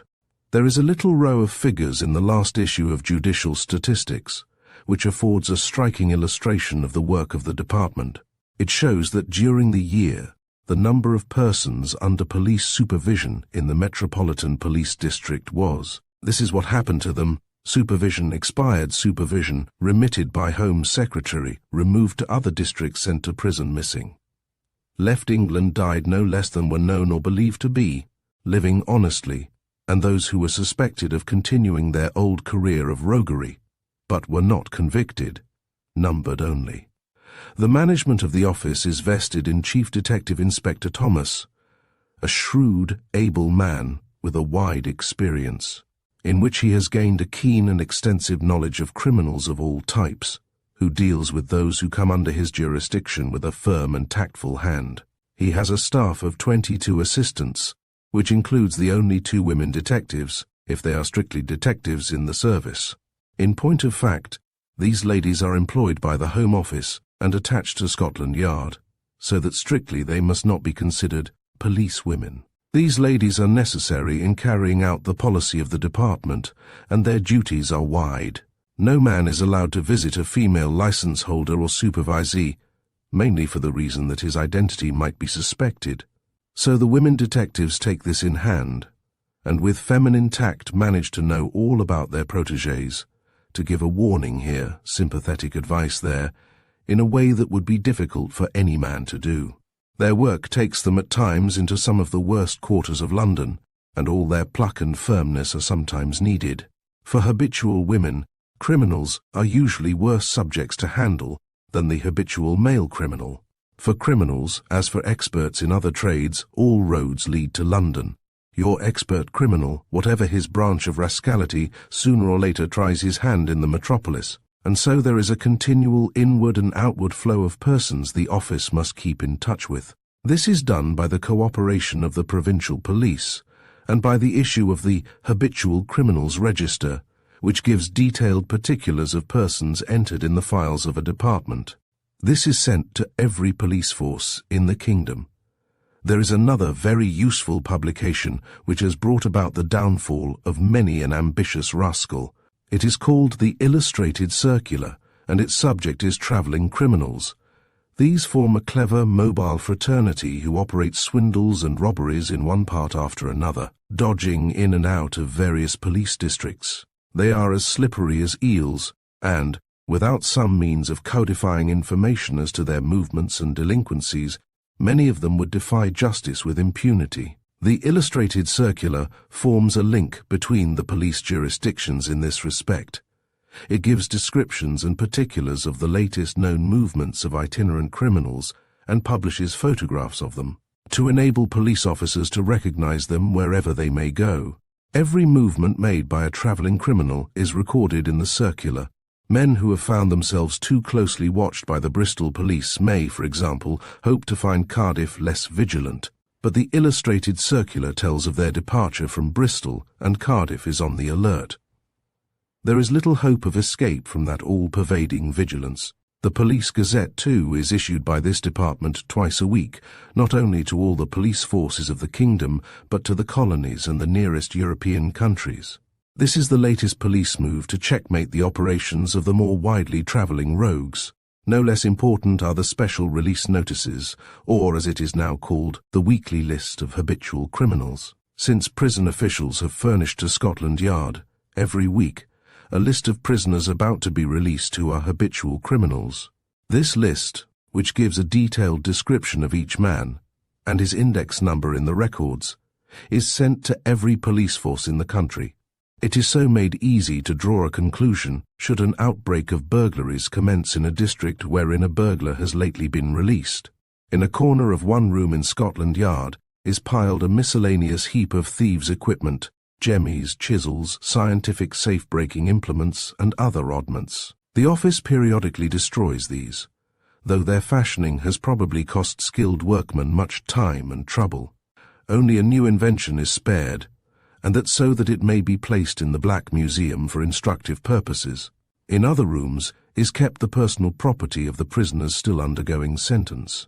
It was, I think, David Harum who remarked that there was as much human nature in some folks as there is in others, if not more. A glance round this mixed assortment proves the truth of the truism. A bag of golf clubs, a fishing rod, cameras, books, clothes, rings, watches, jewellery all give an index to the temperament of the individual owning them. Money, too, is often kept here by the wish of the convicts themselves. Personal belongings are restored at the expiration of a sentence. But valuable articles, and many find their way to the storeroom, are not restored except on absolute proof of ownership. When a claim is doubtful, the matter is referred to a magistrate, and on his order the disposal of the property rests. The department plays no small part in tightening the meshes of the net that keeps evildoers within bounds.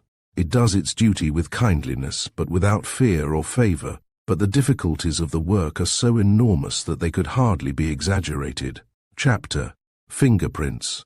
Once upon a time, a wily burglar sat in his cell at Brixton awaiting trial. He knew that conviction for his latest escapade was inevitable. That troubled him little. As he would probably have said, he could do the sentence he was likely to get for a first offence on his head. But it was by no means a first offence. Stored away at Scotland Yard was a long list of little affairs in which he had been concerned, which would not incline the judge to leniency. John Smith, that is not his real name, but it will serve knew that presently warders would ask him to press inky fingers on a white sheet of paper, so that the resulting prints should be sent to Scotland Yard. Inevitably then his previous ill-doings would be disclosed. They might make all the difference between a nominal sentence as a first offender and 5 years penal servitude as an habitual criminal, to say nothing of police supervision afterwards. John Smith thought hard, and at last got an idea. He broke a tag from his bootlace and began to skin the tips of his fingers until, as he thought, every trace of a pattern by which he could be identified had been obliterated. Notwithstanding his bleeding hands, he smiled cheerfully when he was reported for prison hospital treatment.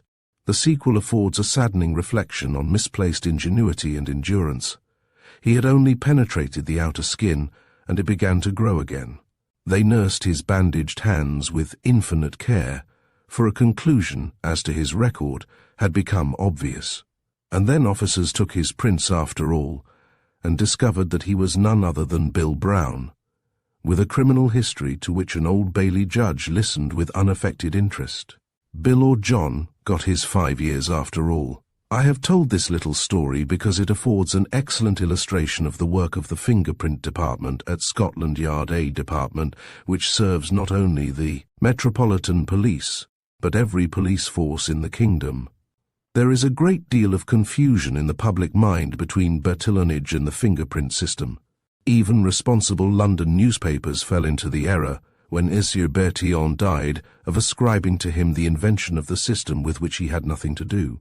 To many people has been ascribed the discovery that fingerprints are an infallible method of identification. The knowledge, however, was of little use, till the inventive genius of one man worked out a simple method of classification for police purposes, so that prints could be compared almost instantly with those on record. That man was Sir Edward Henry, long before he came to Scotland Yard, when he was in the Indian police service.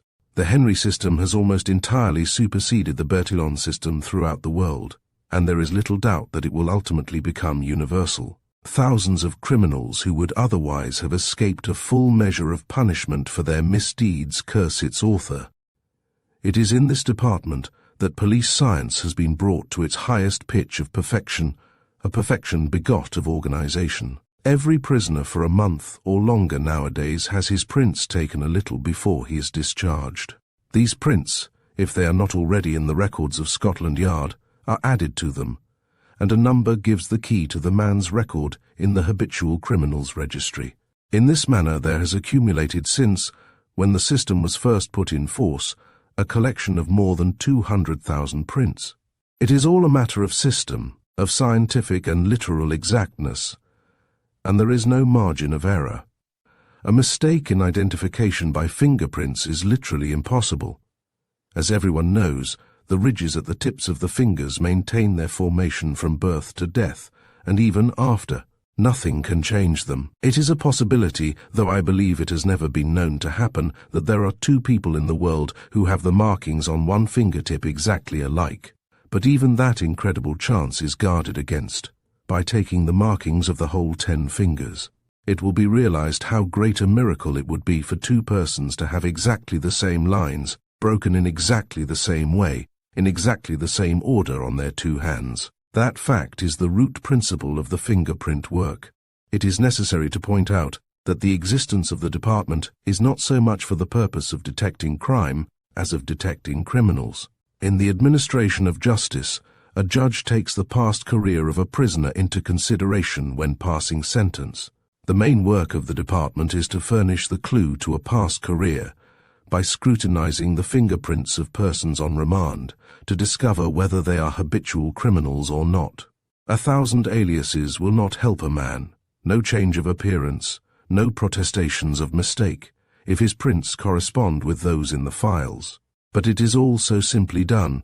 There is nothing spectacular, nothing imposing about the process. Practically all that is needed is a piece of tin, some printer's ink, and a sheet of paper. Within a few minutes afterwards his record can be known. Compare this with the old Bertillon system of anthropometric measurements. Bertillon's system depends on the fact that after a person reaches maturity, certain portions of the body are always the same in measurement. The theory is sound, but the difficulties in the way of applying it are immense. In his book, Sir Edward Henry has pointed out the defects of the system. The instruments are costly, measurers have to be specially trained, and even so may make a mistake. An error of 2/25ths of an inch will prevent identification. The search among the records may take an hour or more, and moreover, through carelessness or inattention, the whole data may be wrong. For 6 years, this system was in force at Scotland Yard. The maximum number of identifications in any 1 year was, by the aid of fingerprints, persons were identified. Roughly, it is all a matter of classification into arches, loops, whorls, and composites. It is intricate to describe, but simple to carry out. To the uninitiated, it inevitably suggests the old problem. Think of a number, double it. What happens is this. Every print for primary classification purposes is considered as a loop or a whorl. The fingers are taken in pairs and put down something like this: LLWLLLWWW. Now, a whorl occurring in the first pair would count 16, in the second, 8, and so on. The loops are ignored. Consequently, the number in the above formula is, these are added together and become, the figure 1 is added above and below, and the searcher knows that he has to look for the record he wants in the 16th file of number 5 horizontal row in a cabinet specially arranged. Of course, sub-classification is carried much farther than this, but it is scarcely necessary to elaborate the point. Day by day, the prison governors from all parts of the country are sending in records to be added to the files, and police authorities, also from all parts of the country, are asking for prisoners to be identified. An interesting story concerns 2 men whom we will call Robinson and Jones, who were tried for different offences the same day. Robinson was rich, Jones was not. Robinson received a long sentence, Jones a light one. Probably they arranged it all in the prison van, but anyhow, when they reached the gaol they had changed identities and sentences. All went well until a short time before the soi-disant Jones was due to be released. Then his fingerprints were taken, compared with those of Jones in the files, and found not to correspond. Half an hour later, wires were being exchanged between Scotland Yard and the prison, and, to the mutual consternation of the 2 men, the little scheme was revealed. Fingerprints had outwitted them. Save for a few filing cabinets stretching from floor to ceiling in a well-lighted room, there is little apparent difference between the fingerprint department at Scotland Yard and the interior of an ordinary city office. Men pore over foolscap sheets of paper with magnifying glasses, comparing, classifying and checking, day in, day out. They are all detectives, but their work is specialist work, totally different to that of the bulk of the men of the CID. It may be that sometimes they realize that a man's life or liberty depends on their scrutiny, but for the most part they do their work with cold deliberation and machine-like precision. Is one set of finger marks identical with another? That is all they have to answer. It is the pride of the department that since it has been established, it has never made a mistake.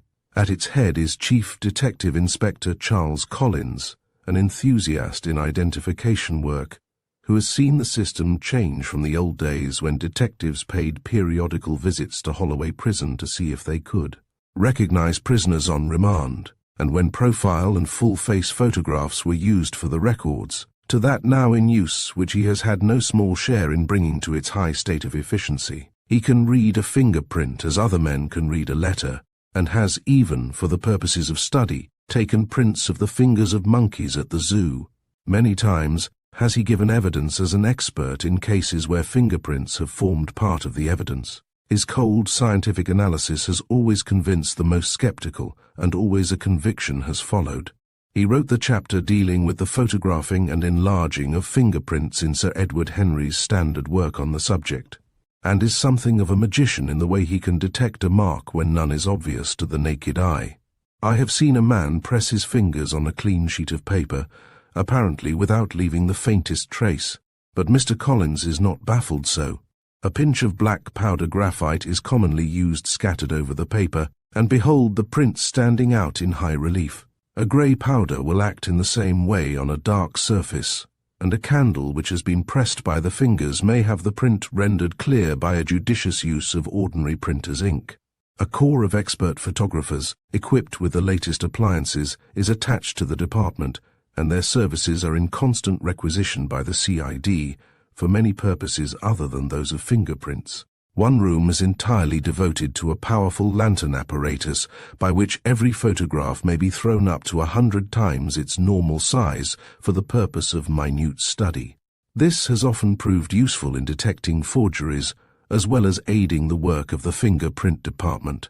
I have said that the primary purpose of the department is not the detection of crime. Nevertheless, it has played no small part in the solution of mysteries where other clues have failed. There was the case of the Stratton brothers, for instance, where the print on a cash box led to arrest, although other evidence aided the conviction. Perhaps the most interesting case is that which first focused the public attention on the value of the system. It occurred shortly after the present commissioner initiated the system in India. He himself tells the story. The manager of a tea garden was found murdered, and a safe and dispatch box robbed of several hundred rupees. Suspicion was at first divided among the coolies and cook, the relatives of a woman with whom the dead man had carried on an intrigue, a wandering gang of Kabulis, and an ex-servant whom he had prosecuted for theft, a wide enough field in all conscience. But the police were unexpectedly helped in their investigation by the discovery in the dispatch box of a small light blue book, a calendar in Bengali characters. On the cover were two indistinct smudges. Under a magnifying glass, these proved to be the impressions of a blood-stained finger. Search was made in the records of the Bengal police, and it was found that the fingerprint was that of the right thumb of the ex-servant. He was arrested some hundreds of miles away and charged with murder and robbery. On the ground that it would be unsafe to convict him of murder, as no one saw him do it, he was acquitted on that charge, but was convicted of theft. It would be possible to write largely on cases where fingerprints have afforded culminating proof of a person's guilt. One that has a grim touch of humour may be recalled. A constable pacing his beat in Clerkenwell noticed a human finger on one of the spikes of the gate of a warehouse. Closer investigation showed that the place had been broken into, and that the marauder had been disturbed and taken to flight in panic. In scaling the gates, he had caught the little finger of his right hand on the spikes, and it had been torn away. It was sent to the fingerprint department and identified as that of a man well known to the police, and the word was passed round the CID to keep a bright lookout for him. Time went on. The finger, carefully kept in spirits, remained at Scotland Yard. Then one day a detective arrested a man for picking pockets near the Elephant and Castle. One hand was bandaged, but the prisoner was unwilling to say what was the matter with it. Soon the reason of his reluctance was disclosed. The fingerprint department held his missing finger, but if the fingerprint department makes it hard for the guilty, it often helps the innocent. Such a case as that of Adolf Beck would now be impossible. There are two criminals alive today who are said to be so much alike that the difference can only be told by their fingerprints. One hears often that the police will bolster each other up when a mistake is made. That is, of course, preposterously false throughout the service. There have been cases where police officers have been prepared, quite honestly, to swear to a man as an old offender, and the department has stepped in time to prevent the error. It should be understood that the fact of fingerprints being found at or near the scene of a crime does not mean that they are of any use in solving a mystery, unless facsimiles are in the records, that is to say. A criminal has been convicted before. This rarely happens in the case of murder, for the reason that a murderer is unlikely, in an official sense, to be an habitual criminal. Of course, if a person is suspected and arrested, it is easy to compare his fingerprints with those found where the crime was committed. In the system, the human liability to err is almost completely eliminated.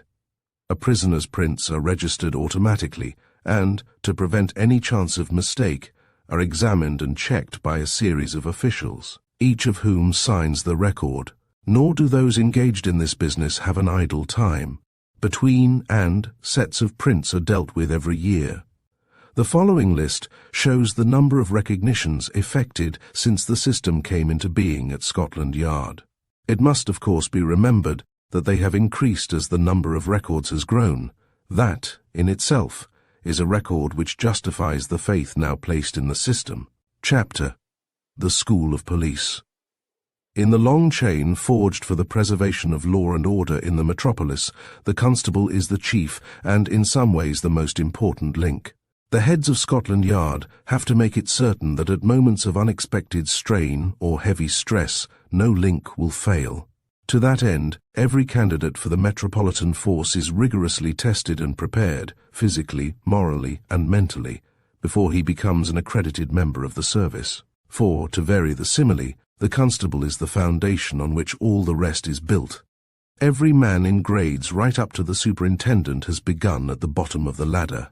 You will have seen the constable, placid and unemotional, pacing the streets at the regulation beat of 2.5 miles an hour.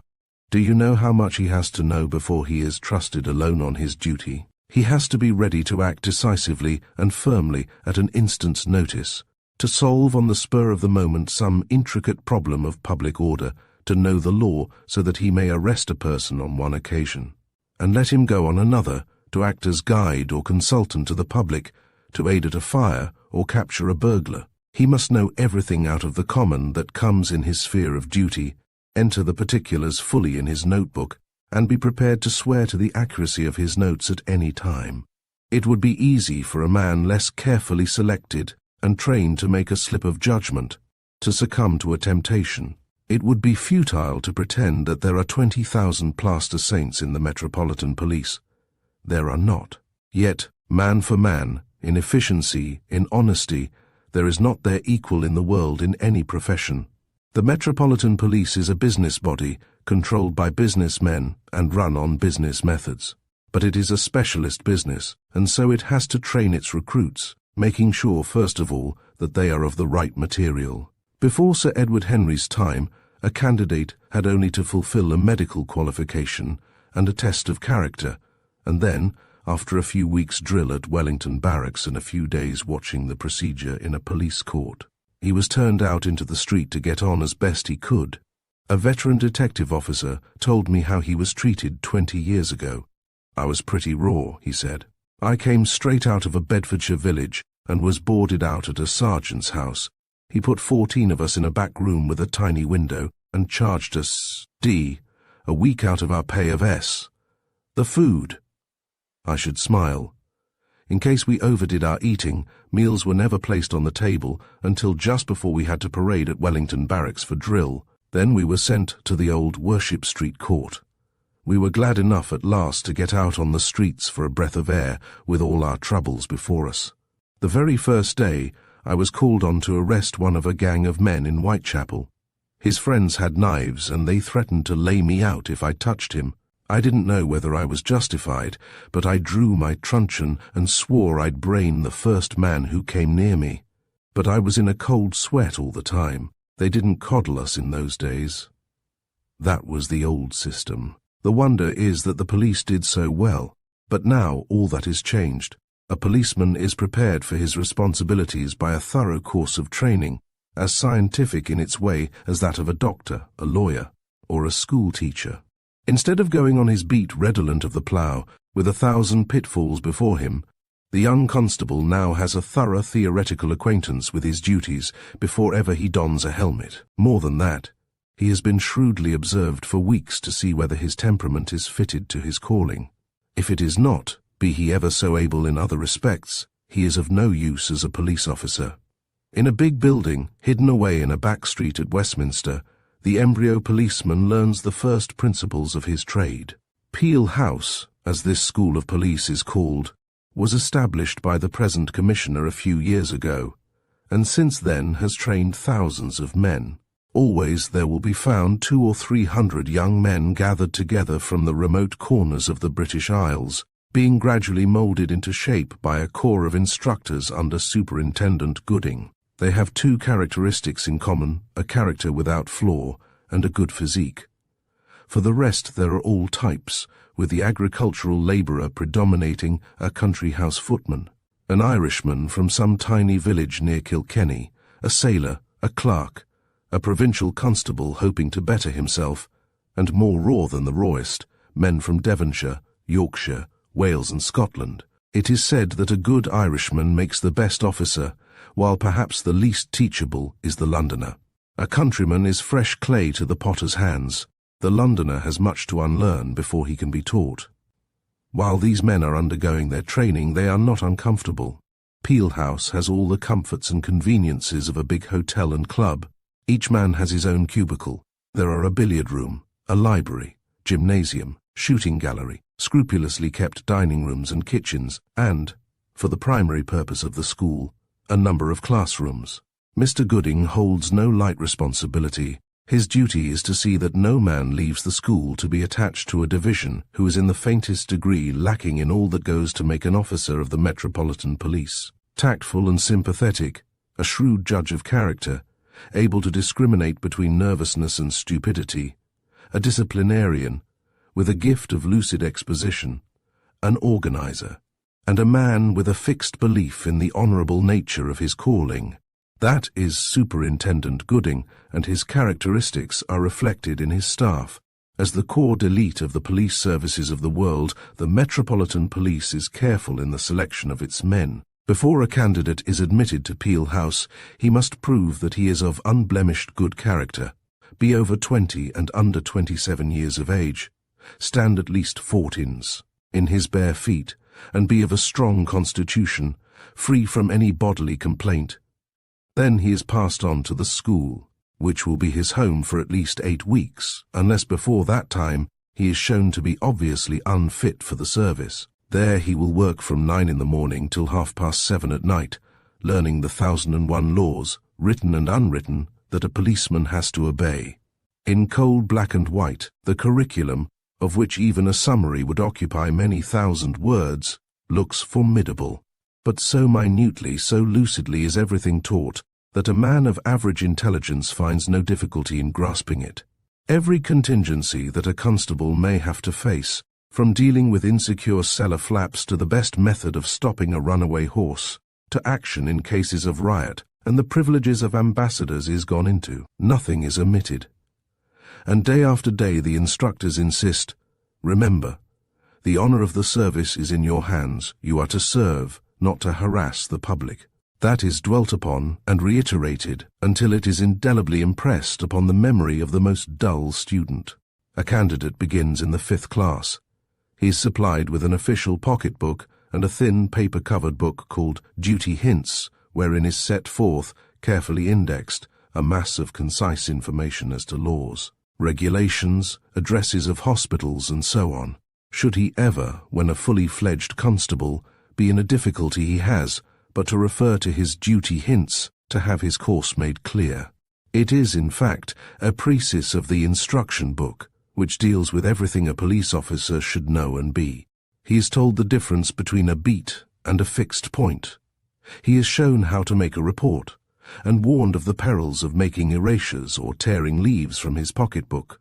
The unobtrusive marks to be placed on windows, doors, walls, shutters, and padlocks, so that he shall know if they have been disturbed, are made clear to him.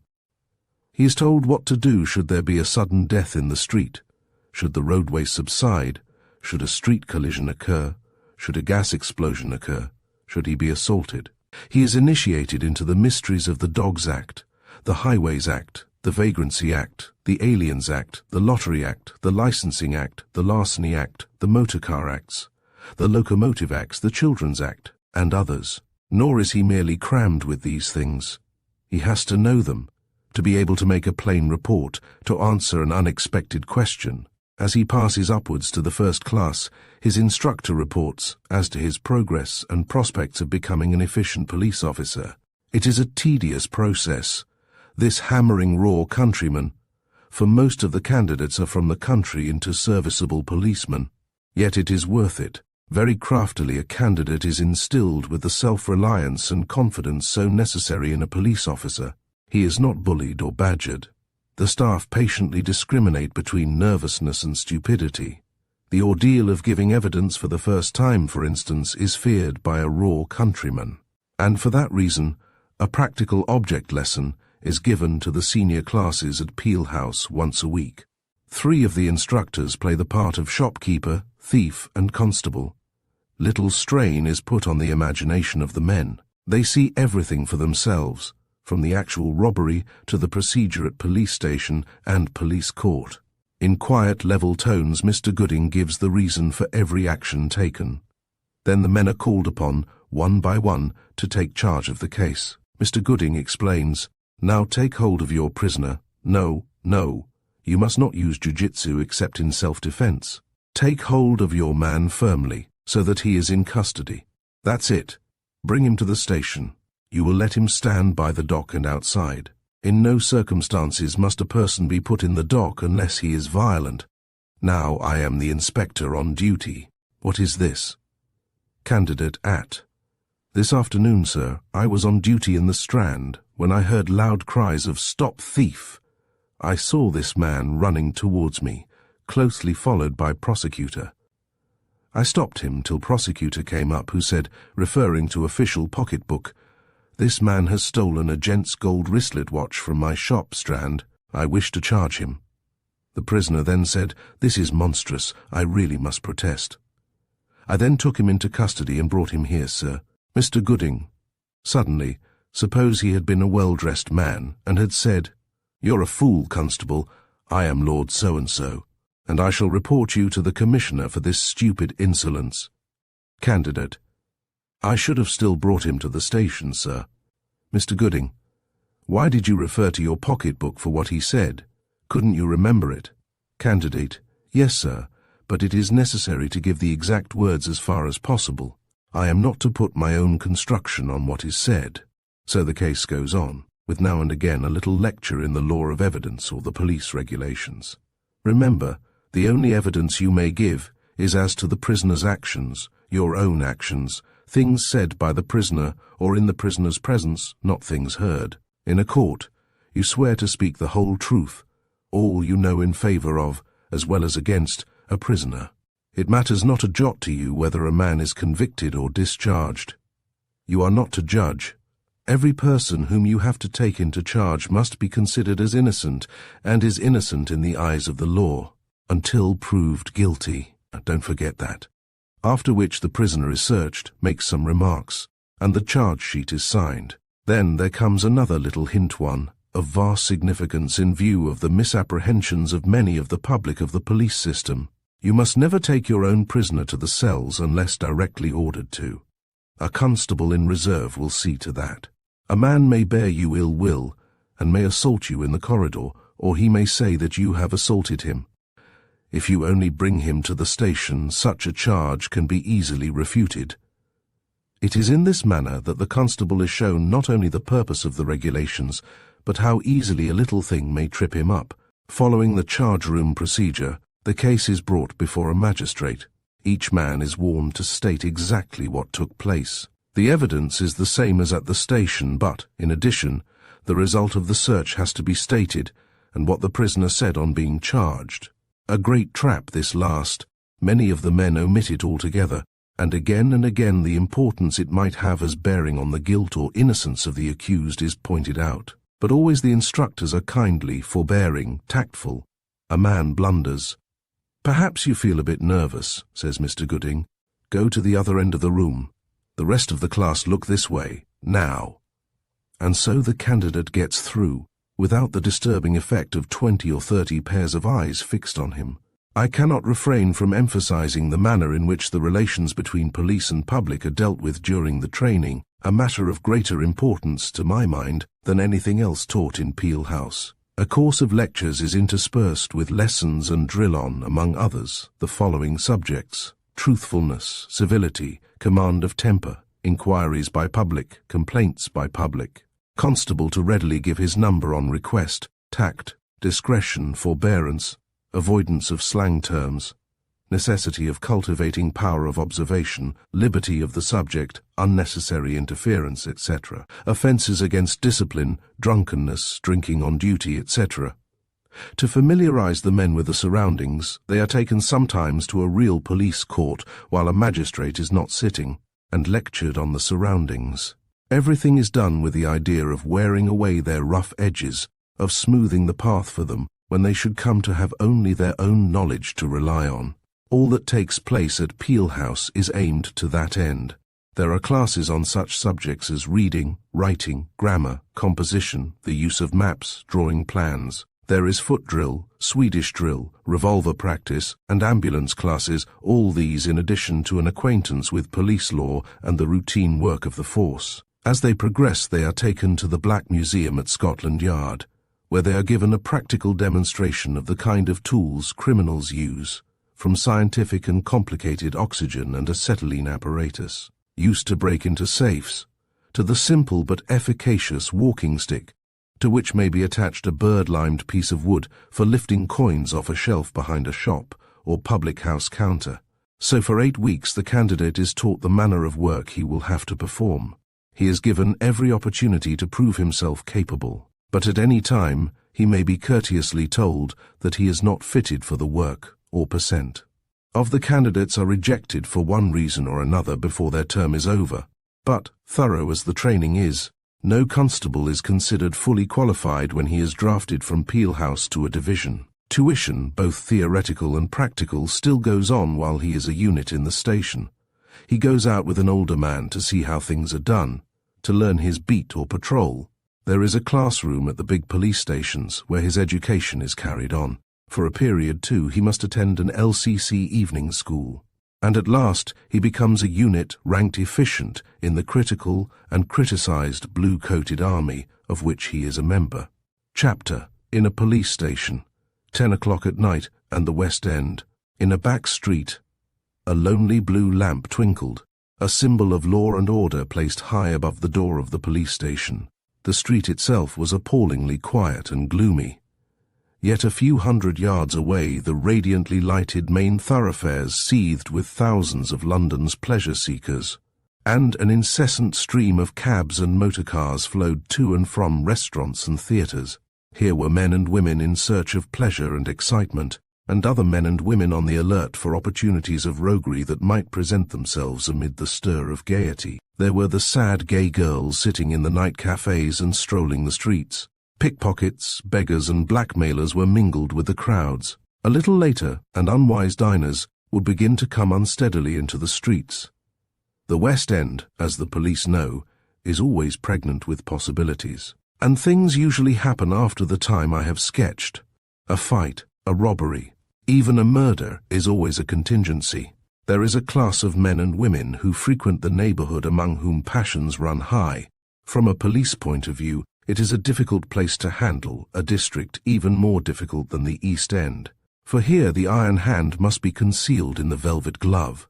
Every officer, from constable to inspector, must be possessed of infinite tact and firmness. Every man on patrol, point or beat, has usually at least one delicate decision to make in a night. Yet the lonely blue lamp shines serenely, and serenely the constable on reserve duty at the door stands at ease. Within, under the shaded electric lights, men are at work as quietly and methodically as though they did not hold the responsibility for the safety of one of the richest quarters of the richest city in the world in their hands for 8 hours at least. During that time, as a rule, it is the busiest police station in London. For all that it has special problems to deal with, this station is typical in procedure, discipline, and other essentials to nearly 200 others scattered over London. There can be no uniformity in the classes with which the Metropolitan Police has to deal. For the convenience of visitors and inquirers, a couple of waiting rooms are provided, a first and second class, so that the respectable citizen does not find himself in the unpleasant company of a tough who may be a pickpocket come to inquire about a friend's welfare, or a not-too-cleanly ticket-of-leave man. Nearby is the inspector's room, a lofty, well-lighted chamber furnished with high desks, tables, and a variety of official books and papers. Everyone is quietly busy here, for there are always reports and records to be made of everything that occurs, of callers, complaints, lost property, inquirers, charges, particulars of persons reported for summonses. Clerks in police officers' uniform bustle to and fro. In an adjoining room there are telegraphists and telephone operators receiving and dispatching messages. There are 2 telephones, one attached to the ordinary public system, the other to the private system of the Metropolitan Police. The telegraphs are a couple of tape machines, one for receiving, the other for dispatching. Every message is automatically recorded. A small, quiet room, one side occupied by a couch, and all sorts of medical and surgical appliances at hand. This is the divisional surgeon's room. He lives close by and can be on the spot in 3 minutes if necessary, but on busy nights he is at the station. On the 1st and 2nd floors are the offices of the superintendent, for this is the chief station of the division, and the CID. The detective force is a strong one, composed of men, specially picked men of good appearance and address, who have never-ending work in the district. Below the ground floor there are open pillared halls with asphalted floors where the men assemble for parade, and before they are marched off under the command of their section sergeants, have orders and information read to them. There is a drying room through which a current of hot air continually passes, where an officer may place his sodden clothes after a wet day or night in the street, and a room where the instruction of young constables is continued under the supervision of a sergeant after they have been drafted from Peel House. The personnel of the station is interesting. Apart from the superintendent and the chief inspector, who are in control of the whole division, it is in charge of a sub-divisional inspector, with a dozen or more other inspectors under him and over 300 sergeants and constables. The bulk of the men are single.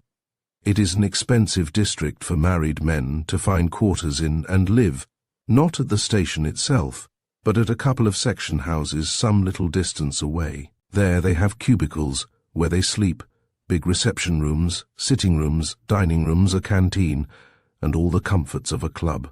With these men a complex game of chess has to be played, varying according to the ever-changing conditions of the West End, where one day may see a suffragette window-smashing campaign, and the next a royal procession, and the following a riot in a park. To deal with these occasions, a number of depots are available, private houses, garages, and other places where bodies of police may remain out of sight, but instantly available. There have been many fantastic stories told, to which the public lend a sometimes too ready ear, of what occurs in police stations. Always one can find some person to assert positively that the police as a body are bribed by bookmakers or prostitutes, that in fact there exists a practical blackmail. These things were investigated and disproved at a royal commission some years ago. They are pure silliness. Take the case of the police station with which I am dealing, situated where it might be supposed there were ample chances of such a thing. Such a suspicion involves a gigantic conspiracy among more than men, and by the Metropolitan Police system every man promoted is transferred to another division, so that the rank and file would have to induce a continually changing series of strangers to connive at their malpractices. It is on the face of it absurd. I recall a little story which shows how keen an eye the public has for the probity of the police. A famous detective had occasion to question a veteran constable and took him into a tea shop to do so. At the close of the conversation, he handed the officer a half-crown. A day or two later, a highly respectable country vicar wrote to Scotland Yard. He had been having a cup of tea at a certain tea shop. There he had seen a constable, Mr. So-and-so, in talk with a suspicious character, and had seen money pass. Of course there was an investigation, and it was a long time before the suspicious character, who is one of the best-dressed men at Scotland Yard, heard the last of it. Let us see the method of taking a charge.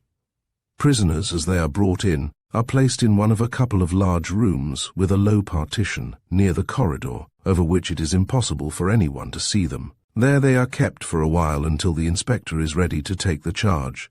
Presently they are ushered into the charge room, a big apartment with a tall desk in the center, and a substantial steel structure a few paces away, the dock. But the dock is not used nowadays except when a person is violent. The first charge is that of begging, the accused being a boy who looks, but says he is. The policeman who arrested him stands by his side, and a reserve man stands at attention a little distance away. The boy is quite at ease. There is little of the terror of the law here. He admits that he was begging, his father is on strike, and he hadn't done well at selling papers. "Don't be frightened, my lad," says the inspector kindly. "What's your name? Where do you live?" The boy hesitates, but at last gives an address. "He gave me a different address, sir," says the constable. And the boy hurriedly protests that he has told the truth now. Comments the inspector calmly. "Look here, sonny, you don't want to stay here all night. You'll have to, if we can't find your father. Tell us the truth." The facts elicited, the boy is searched. The main contents of his pocket are a handful of coppers and a cigarette end. The inspector picks up the latter. "Do you know it's against the law for a boy of 13 to have cigarettes? All right, put him in the detention room until his father comes. You'll be charged with begging, my boy." In an hour the youth is free, his father having entered into recognizances for his due appearance at the police court. It should be explained that no person is detained at the police station, except on a serious charge, who can prove his identity. Often no further inquiry is necessary than reference to a directory. The detention room, too, which is attached to every police station, is intended to spare a respectable person the ignominy of the cells. It is a comfortably furnished room, with tables and chairs, and sometimes with a few papers and magazines. The charges begin to multiply towards midnight. There are several beggars, one of whom is a dirty, round-shouldered old ragamuffin with a long, matted beard. He cringes in front of the inspector's desk, and suddenly his hand flickers upwards with a deft movement. The next instant he is looking as innocent as though butter would not melt in his mouth. There is a sharp "put that down" from the reserve man, and it is discovered that a cigarette end taken from the boy has found its way to his pocket. He curses the keen-eyed officer as he is led away to the cells. Then there are the drunks, some quiet, some riotous, some still in a torpor, others defiantly asserting that they are perfectly sober. Some of these latter are seen by the police divisional surgeon, who by now is in the station. The inspector sifts each case thoroughly, making sure that there is a prima facie case before allowing the charge to proceed. It is at his discretion to grant or refuse bail. It is after 1 o'clock. A girl is brought in by a constable, pale and sullen, and with dark eyes, a little apprehensive, a little triumphant. The officer handles a man's jacket carefully. The whole of one sleeve and one side of the coat is wringing wet, but it is with blood, not with water. It is a more serious case, this one of attempted murder, which later developed into one of murder. There was an altercation with a man, a lover who had abandoned her, and she stabbed him with a pocket knife, and waited without attempting to escape. An unsavory, sordid drama, but it is treated in the same cool, business-like way as the other trivial charges. "I only meant to hurt him," says the girl, and she is led away by the matron. I may as well finish the story here. The man she had stabbed died in hospital, and she was charged with murder. Eventually she was found guilty of manslaughter and sentenced to 6 weeks' imprisonment. In the intervals of taking charges, there are other things to be done. There is a woman half hysterical because her daughter is missing. A couple of people walk in to hand over a gold matchbox and a purse found in the streets. These things have to be entered in official documents for prompt communication to headquarters. The tape machine rattles out a report of an outbreak of foot and mouth disease in Surrey and fresh orders relative to the passage of cattle through London. This will have to be made known to the reliefs when they go out. A constable hurries in with the report that a window in a certain big business firm's premises is open. A man has been left to guard it. The inspector is a little impatient. "They're always leaving windows open," he says, and gives a few instructions. 6 men are sent out to surround the place, while a search is made for possible burglars. Of course there are none. The window has been left open by a careless clerk, which was what the police knew all along, but they could take no risks. Several of the cells are occupied now. There are about a dozen of them all told. You pass through a locked door from the charge room into a wide, stone-flagged corridor, lined on each side with massive doors. Swing back one of these doors, and you will enter a high-pitched room with a barred window at the farther end and a broad plank running down one side, the full length of the cell. This serves either as a seat or a bed. Washable mattresses and pillows are served out at night time, and I can imagine that, if lonely, the cells are not uncomfortable. The doors lock automatically as they are swung to. There is an electric bell in each cell which communicates directly with the inspector's room. Thus, the senior officers are made responsible for sending to answer a prisoner's ring. Besides these cells, there are a couple of large apartments, technically also cells, where a large number of prisoners may be kept together. They are often useful when suffrage demonstrators are on the warpath, or when, say, a gambling raid has taken place. These, like the other cells, have what their most frequent occupants call Judas holes, a small trapdoor which can be let down from outside to see that all is well within.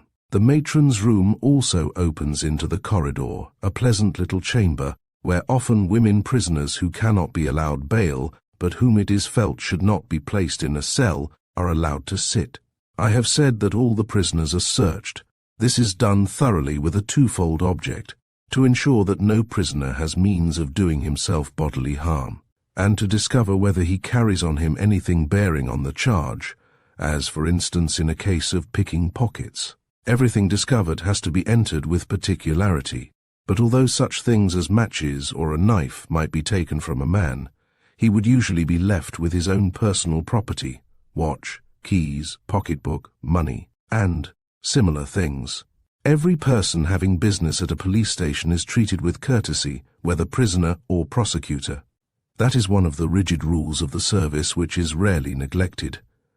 Even the man on duty at the door is not allowed to ask a caller his business without permission. That is for a senior officer. I was much struck by the fair and impartial manner in which the inspector elicited the facts of a case before accepting a charge.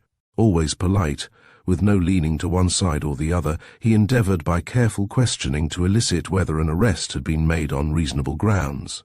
There was no bullying, no taking it for granted, except in an obvious case of drunkenness, that a charge was proved. I have perhaps not made clear the distinction between reserve men at a station and reserve men in a division.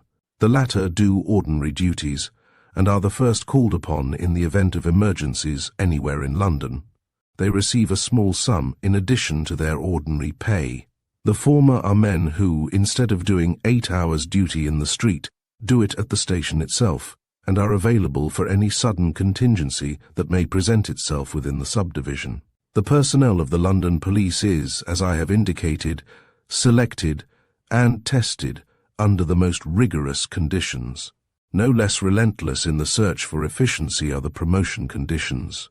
The Commissioner is an absolute autocrat so far as promotion is concerned, though, in practice. He usually acts upon the recommendation of the superintendents.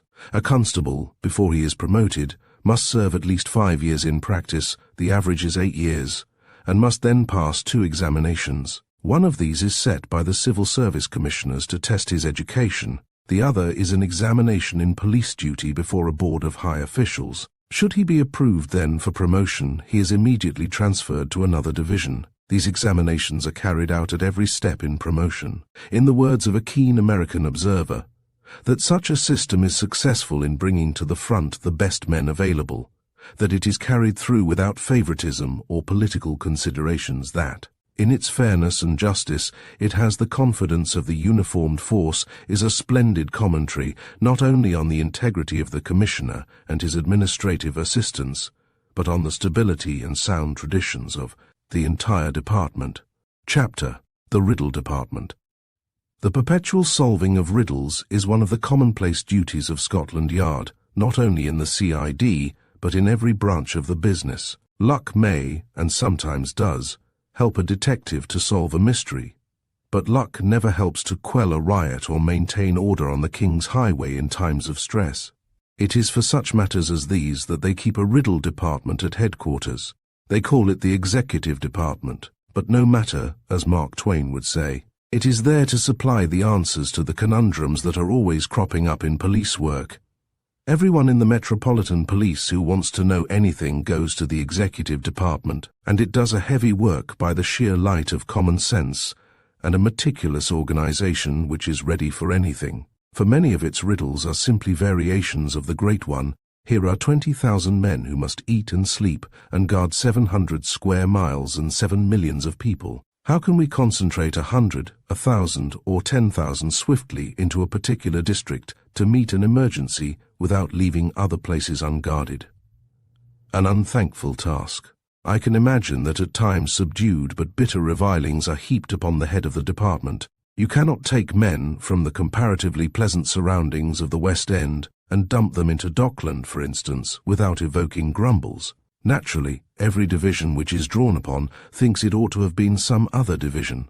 But discipline and tact do great things. Rarely is there any cause for complaint, although the known fact that the force is undermanned naturally entails hardships on individuals at times. Now let me introduce you to the riddle department at work.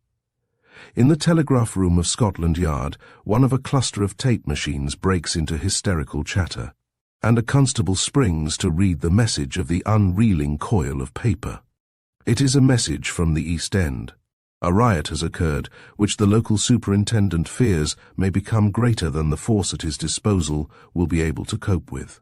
The constable dashes into an adjacent room with the message, and the superintendent of the department takes in its import at a glance. He picks up a typewritten table, and his finger glides to a particular spot. That table tells him how many men A, or percent, draft from neighbouring divisions will give. In another minute he is in consultation with Sir Frederick Wodehouse, the Assistant Commissioner who controls the department, and possibly with Sir Edward Henry himself. All three are men used to unhesitating decisions, and with an intimate knowledge of the force. A few sharp words and the private wires again begin to get busy. Almost immediately, the reserves from the neighbouring divisions commence to mobilize, and are poured into the disturbed area as swiftly as means of communication allow.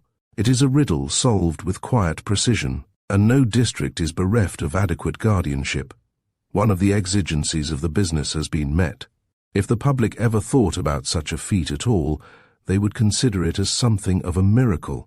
But it is not as spectacular as the catching of a criminal, and the only persons who call indirect attention to it are those who would have us believe that great hulking policemen have batoned helpless men and women who were, of course, doing nothing, although broken bottles and stones may litter the thoroughfare where an affray has taken place.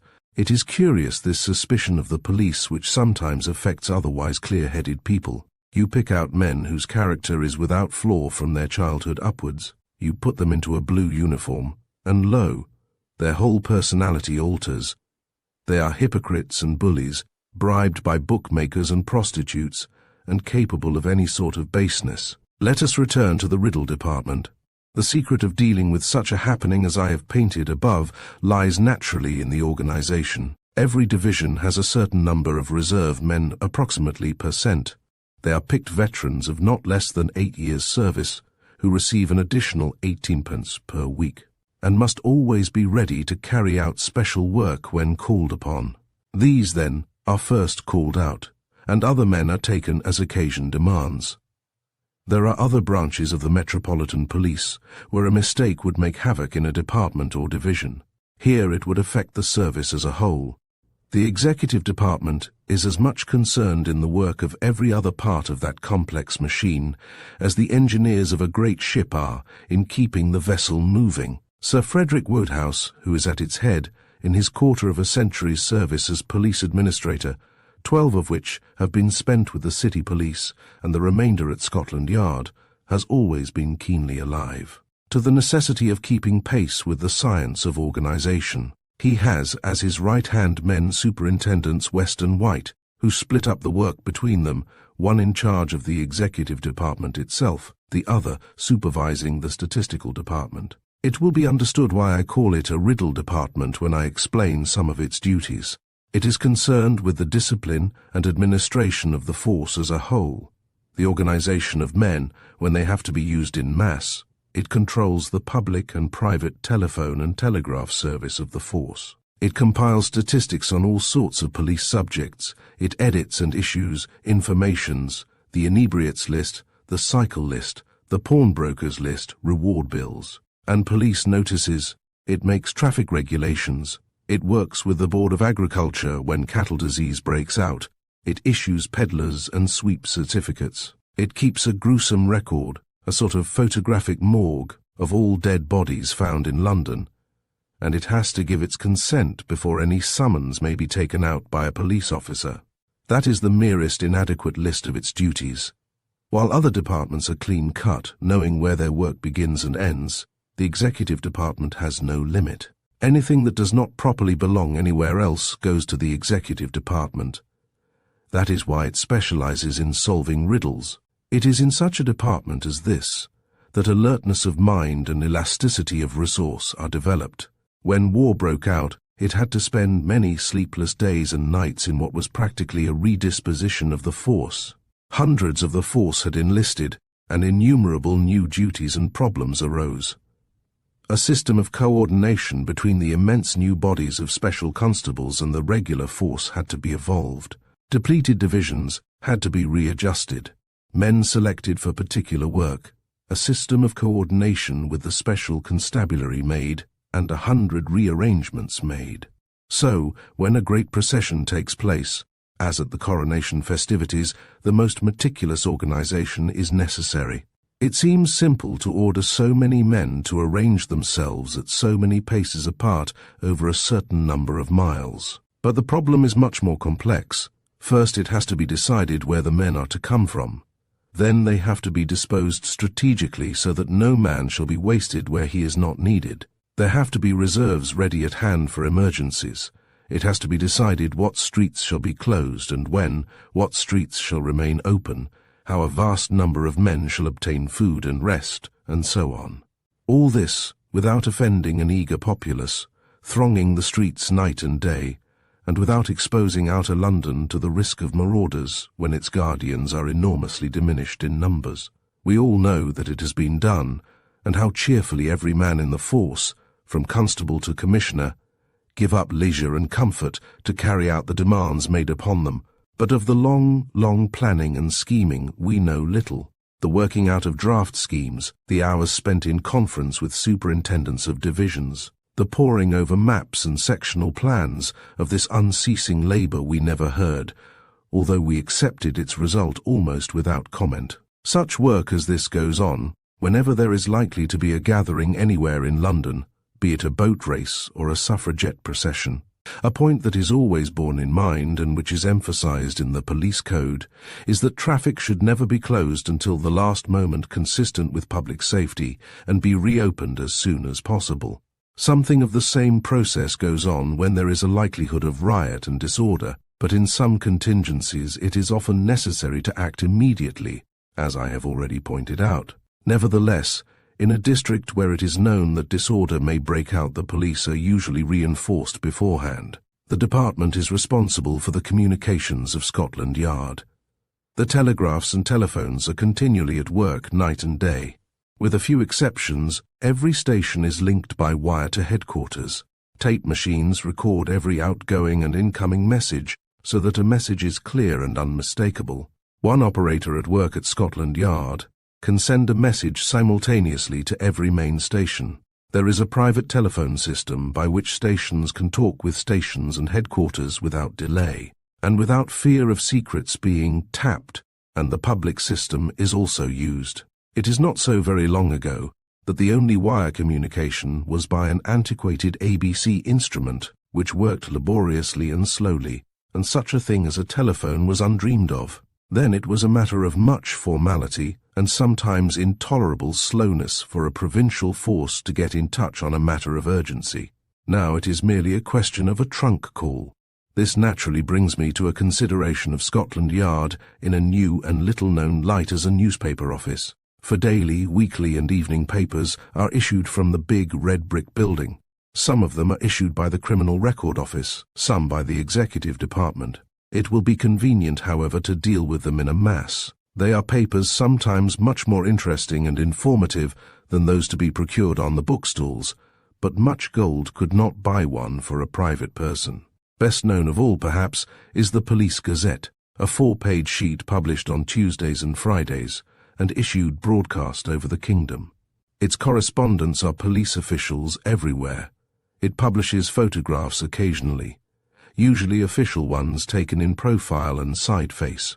It deals with what the newspapers call sensations, unsensationally, and its editor is free from that bugbear of most editors, the fear of a libel action. The Tuesday edition deals almost entirely with deserters from the Navy and Army, while Friday's issue is concerned with bigger fry criminals and crime. It is an interesting paper with an extensive circulation, and is perhaps more carefully read by those into whose hands it falls than any other publication, however fascinating. The official title of what may be called the evening paper is Printed Informations. This is a sheet about foolscap size, and its publication is confined to the Metropolitan Police. It is printed 4 times a day, except on Sundays when it is issued twice, and distributed by brisk little motor cars among the various stations.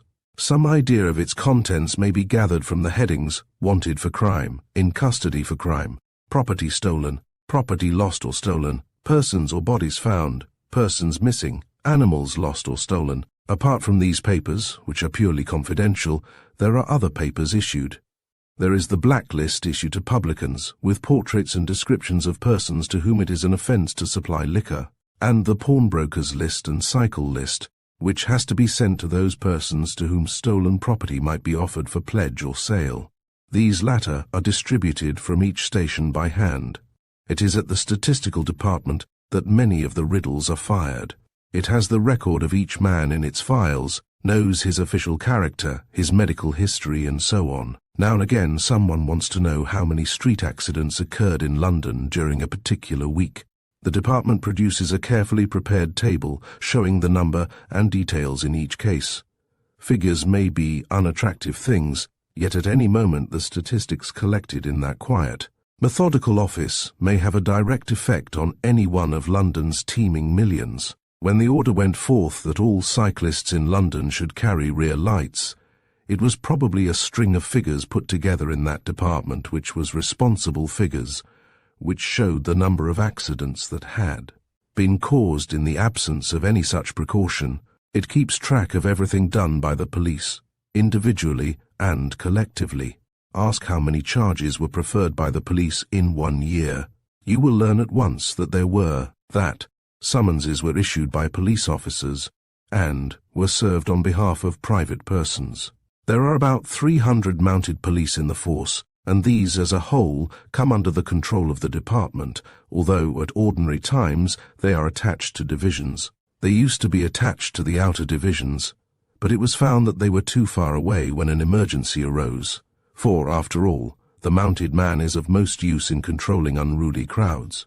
So now they are with the inner divisions, within easy reach of the most crowded thoroughfares when needed. All the men in this branch of the service have been thoroughly trained in horsemanship, and those who have seen them at work on their adroit horses, keeping back a mass of pushing, struggling people, or dexterously dispersing a threatening crowd, know their worth as maintainers of order. Both the executive and statistical departments are concerned with reports which are the basis of all discipline and organization in the Metropolitan Police. The first, the morning report, is compiled by the superintendents of divisions and passed and commented upon by the chief constables in charge of districts. This is London's bill of criminal health. It shows what has happened beyond the ordinary over 700 square miles in the preceding 24 hours. A murder, a riot, a robbery, a fire, a street collision. All things are recorded. Every police station, it should be said, keeps an occurrence book, and it is from this that the reports are compiled. Then there is the morning report of crime. This is largely the work of the divisional detective inspectors. Every crime for which a person can be indicted is included here, and an elaborate report of the steps that have been taken. Comments are made upon this by both the Chief Constable of the district and the Assistant Commissioner of the CID. Commendations, reprimands, suggestions. The third report is the morning state, which deals with matters of internal administration of the force itself, numbers available, disciplinary matters, affairs of health. All these reports ultimately reach the departments for record and for the transmission of orders. Chapter: The Sailor Police. Fantastic reflections dappled the pool of London reflections from the riding lights of ships at anchor and the brighter glare of the lamps of the bridges. They danced eerily on the swift-running waters of the river, intensifying the gloom of the black waters. Here and there the darker blur marked where a line of barges was moored. The police boat, its motor chug-chugging noisily, slipped unostentatiously behind one of the tiers of lighters. To my untrained eyes it was incredible that in the labyrinth of craft, amid the darkness, we should be able to pick our way. Yet deftly, unerringly, the inspector moved the tiller, while two constables kept keen eyes on the motley assembly of vessels. A barge was swinging across the stream with two men at the sweeps. The tide caught it, and it dropped heavily down on us while we were trying to steal a passage athwart another vessel. The launch was caught between the two, and it seemed inevitable that our boat should crack like an eggshell. With my heart in my mouth, I prepared to jump, but with swift precision the constables acted. Holding tight to the gunwale, they forced our boat over sideways, and we sidled through at an angle of 45 degrees into open water. I looked for an expression of relief, but the men had calmly resumed their seats. The escape had been a matter of course to them, and they laughed when I spoke of it as an escape. For the men of the Thames, police take things as philosophically as sailors. It was all in the day's work to them. Since then, I have seen much of the men and methods of the force which guards the great highway of London. They have heavy duties to perform, and, from the rank and file to the superintendent, are adequately fitted for their work. The histories of some of those who wear the blue jacket with the word Thames on the collar and the peaked cap with the anchor badge would make enthralling reading. There is Divisional Detective Inspector Heldon, who probably knows more of the ways of the waterside thieves than any man living. He is a linguist, as are many of his staff, a qualification much necessary in dealing with the cosmopolitan crews of ships plying to and from the port of London. There is an inspector who has saved 3 lives, a fact none the less noteworthy in that he holds the quaint superstition that all the troubles of those people will accumulate on his own unfortunate head. There is a bronzed, brown-moustached station sergeant who had been around the world before he was 12, and who has had strange adventures in every quarter of the globe. There are men drawn from the Navy, and now serving again, the mercantile marine, and rivercraft. All have an intimate knowledge of that 35-mile stretch of river which passes through London from Teddington to Dartford Creek. They know every eddy, every trick and twist of the tide. They know on any given day what boats are on the river, be they barges or liners, and they know the men who work them. The force is under the control of Superintendent Mann, who has had a varied experience of many years and has brought a ripe knowledge of men and organization to his work.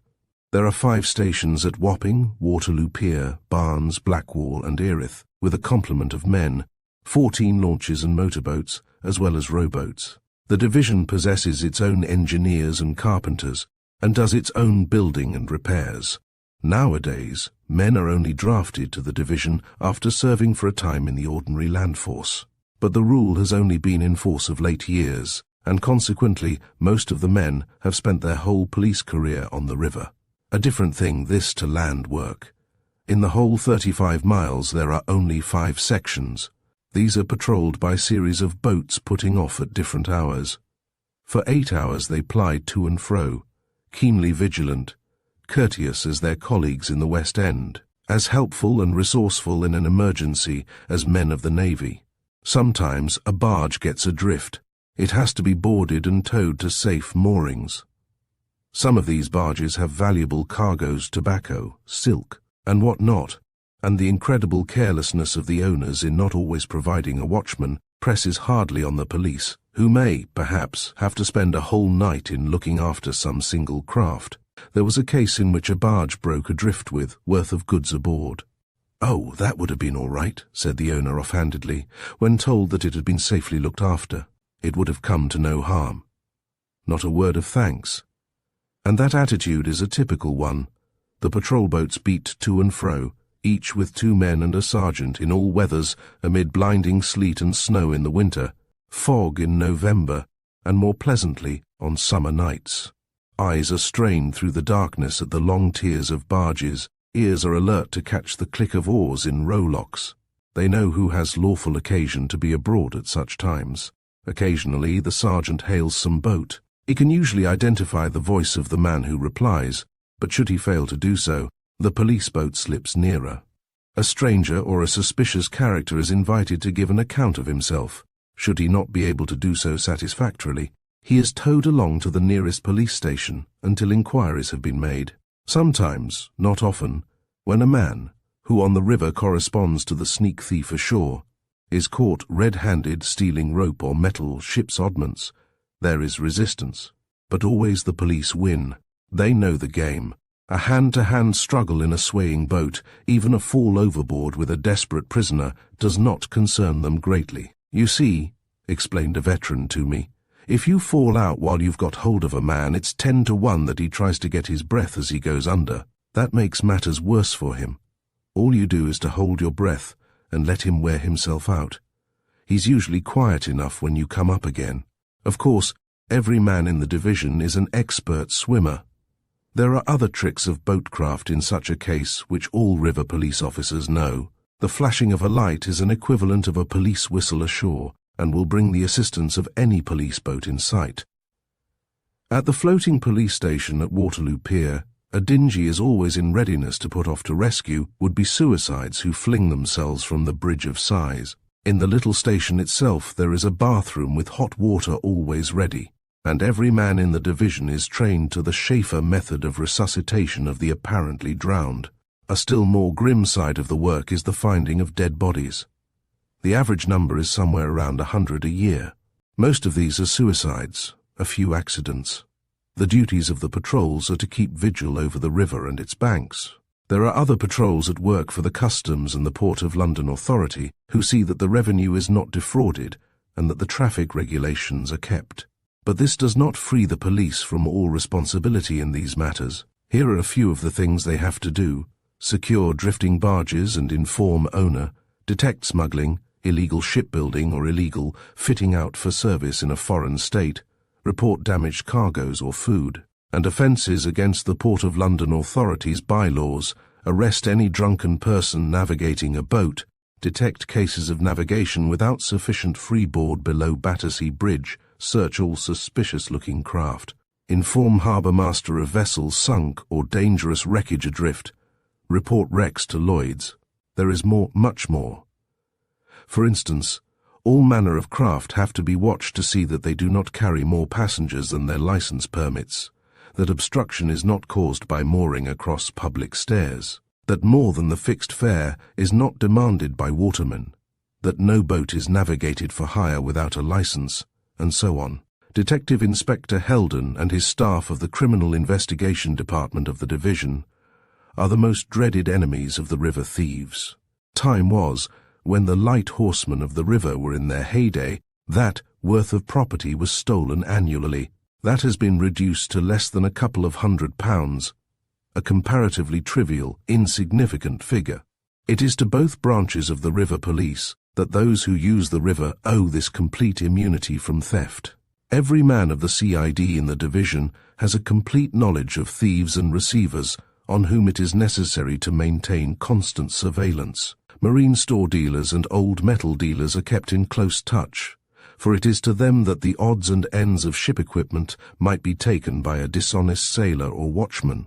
One of the most famous of river thieves was a man whom the public knew as Slippery Jack.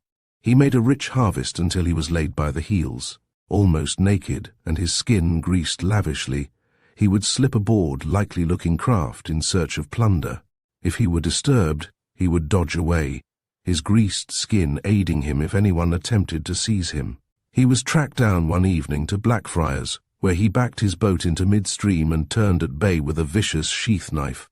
Only after a fierce struggle, in which the police did not escape scot-free, was he arrested. His exploits cost him 10 years' penal servitude. It was the detective branch of the Thames Police that solved the complicated mystery of a supposed case of murder, which attracted much public attention at the time.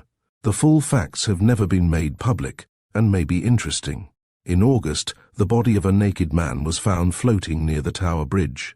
A line was woven tightly round the body, arms and neck, and a doctor stated that the body must have been in the water about 3 weeks, that death was due to strangulation, and that he thought it impossible for the man to have tied the rope round himself, though it must have been tied before death.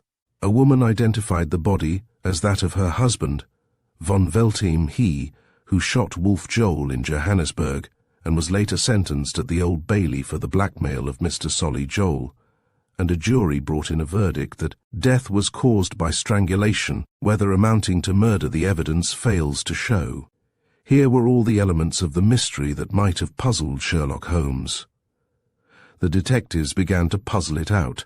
They were all watermen, and knew, what the doctor had apparently overlooked, that a body will often swell after prolonged immersion in water. Although the rope was woven tightly about the body, there was only one actual knot. They came to a directly opposite conclusion to the doctor, that the rope had somehow enwound itself round the man after he was in the water, and that the swelling of the body had tightened it. They began to make inquiries. Soon they discovered that a seaman named John Duncan had vanished from the ship Thames, moored at Carron Wharf near Tower Bridge. Also a piece of throw line similar to that twisted round the body was missing. Also that Duncan, the last time he was seen alive, had declared his intention of taking a bathe.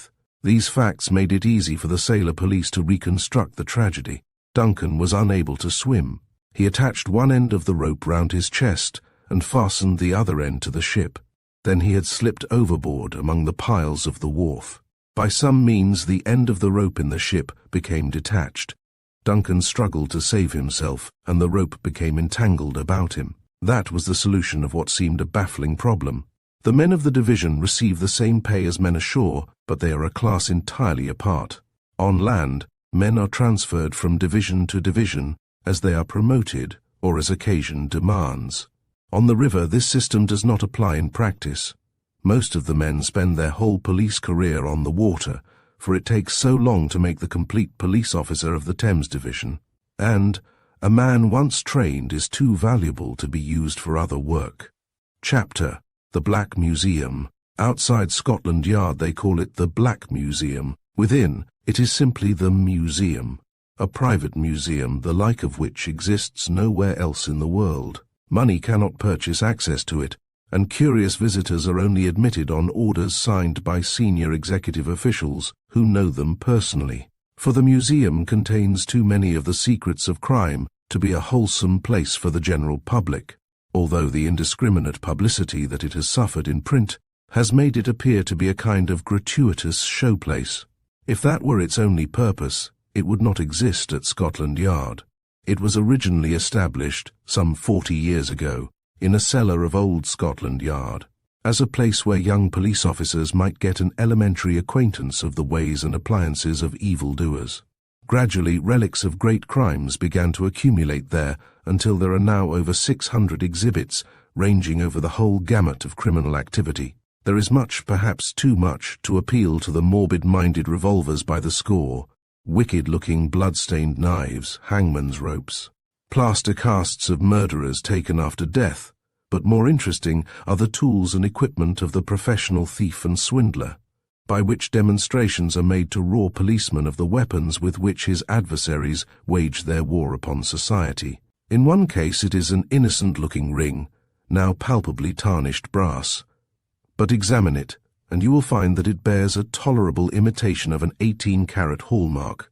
When it was fine and bright, it was picked up in the street, very ostentatiously, by an astute gentleman who promptly sold it for as much as he could get from a passer-by, who had probably thought it a bargain when he noticed the forged hallmark. That same trick flourishes today, as it flourished over a century ago, when Sir John Fielding issued a warning to the public.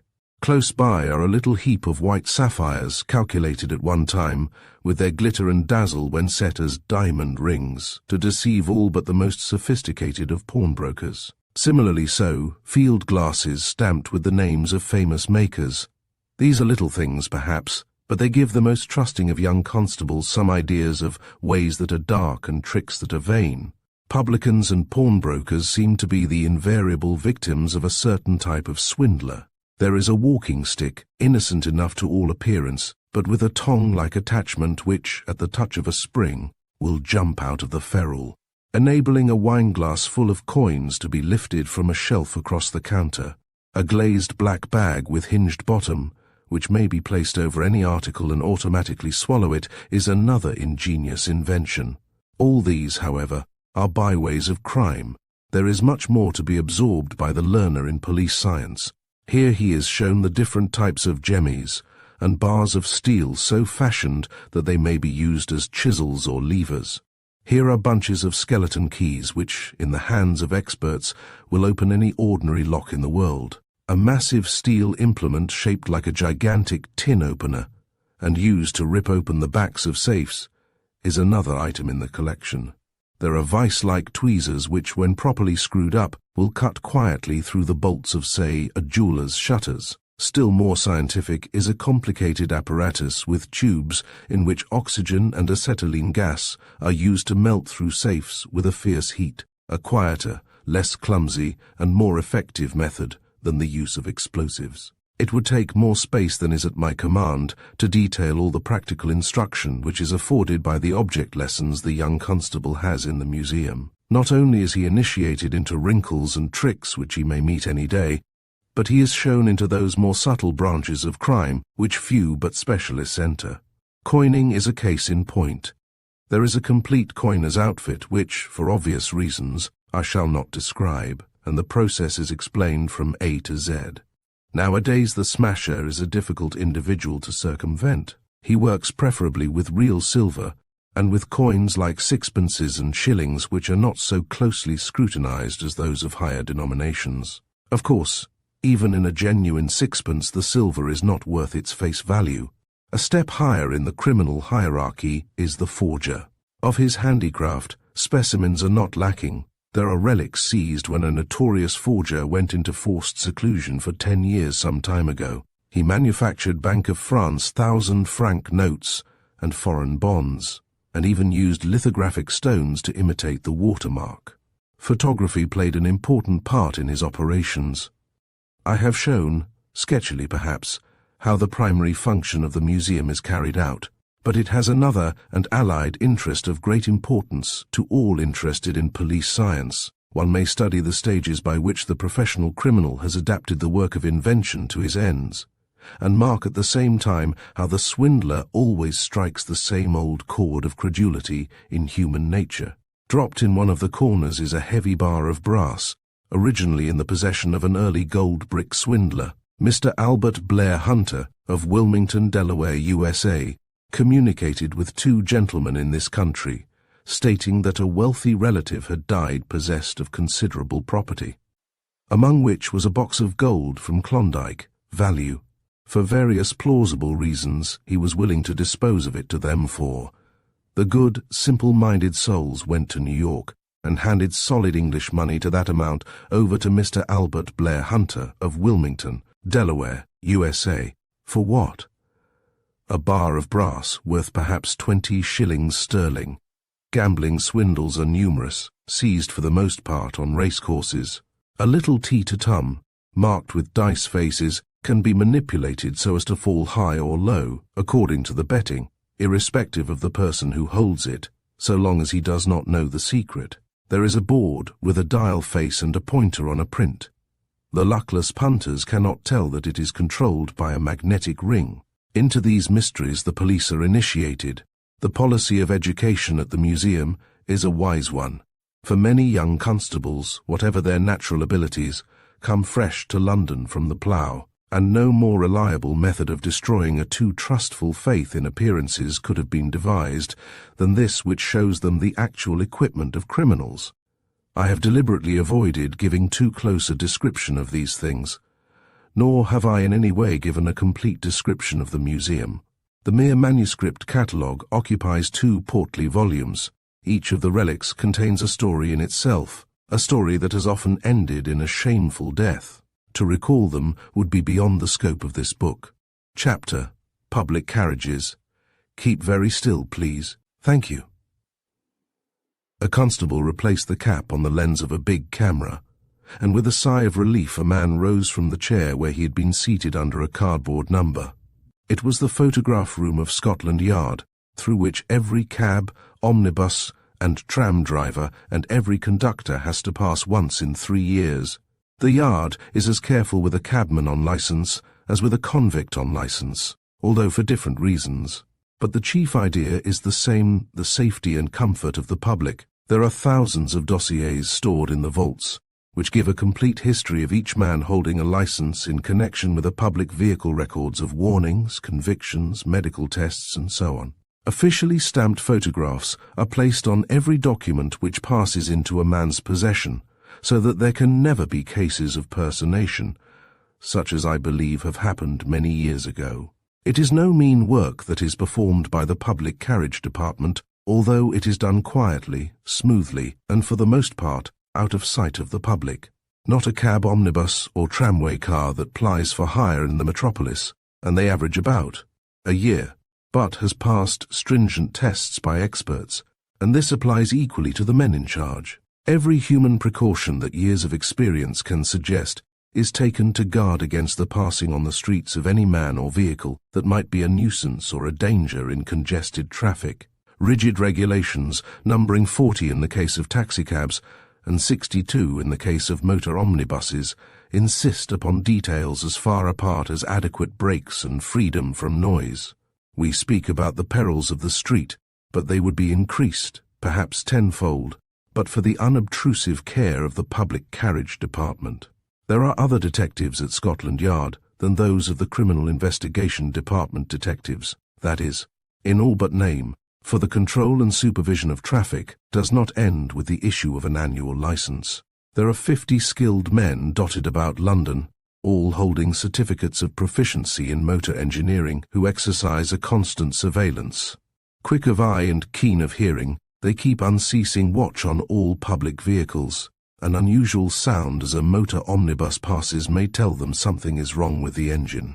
Thereafter the proprietors are warned not to use the car until the defect has been remedied, or they may station themselves unexpectedly at the gate of a garage and test the brakes and steering gear of every car that passes in or out. That this is no mere formality is shown by the fact that on one morning an officer stopped no fewer than 40 taxicabs from going on the streets. Indeed, during the last year for which figures are available, officers of the department reported vehicles as unfit for use. In some, it was merely a question of noise or a trifling fault easily remedied. In others, the trouble might easily have caused a bad accident. The principle acted upon throughout the department is that prevention is better than cure. Whenever a car of a new type is devised, be it a cab, an omnibus, or a tramway car, Scotland Yard examines it and, if necessary, calls in a consulting expert for advice. Should the type be suitable, similar vehicles are afterwards examined by local staffs of the department. There are 12 of these in London, and a certificate presented by the maker that there has been no variation in the type.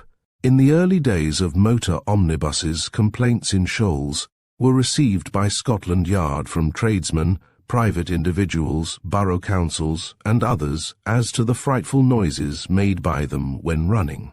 That resulted in the establishment of a committee of high executive officials for the testing of every motor omnibus in respect of noise before it is licensed.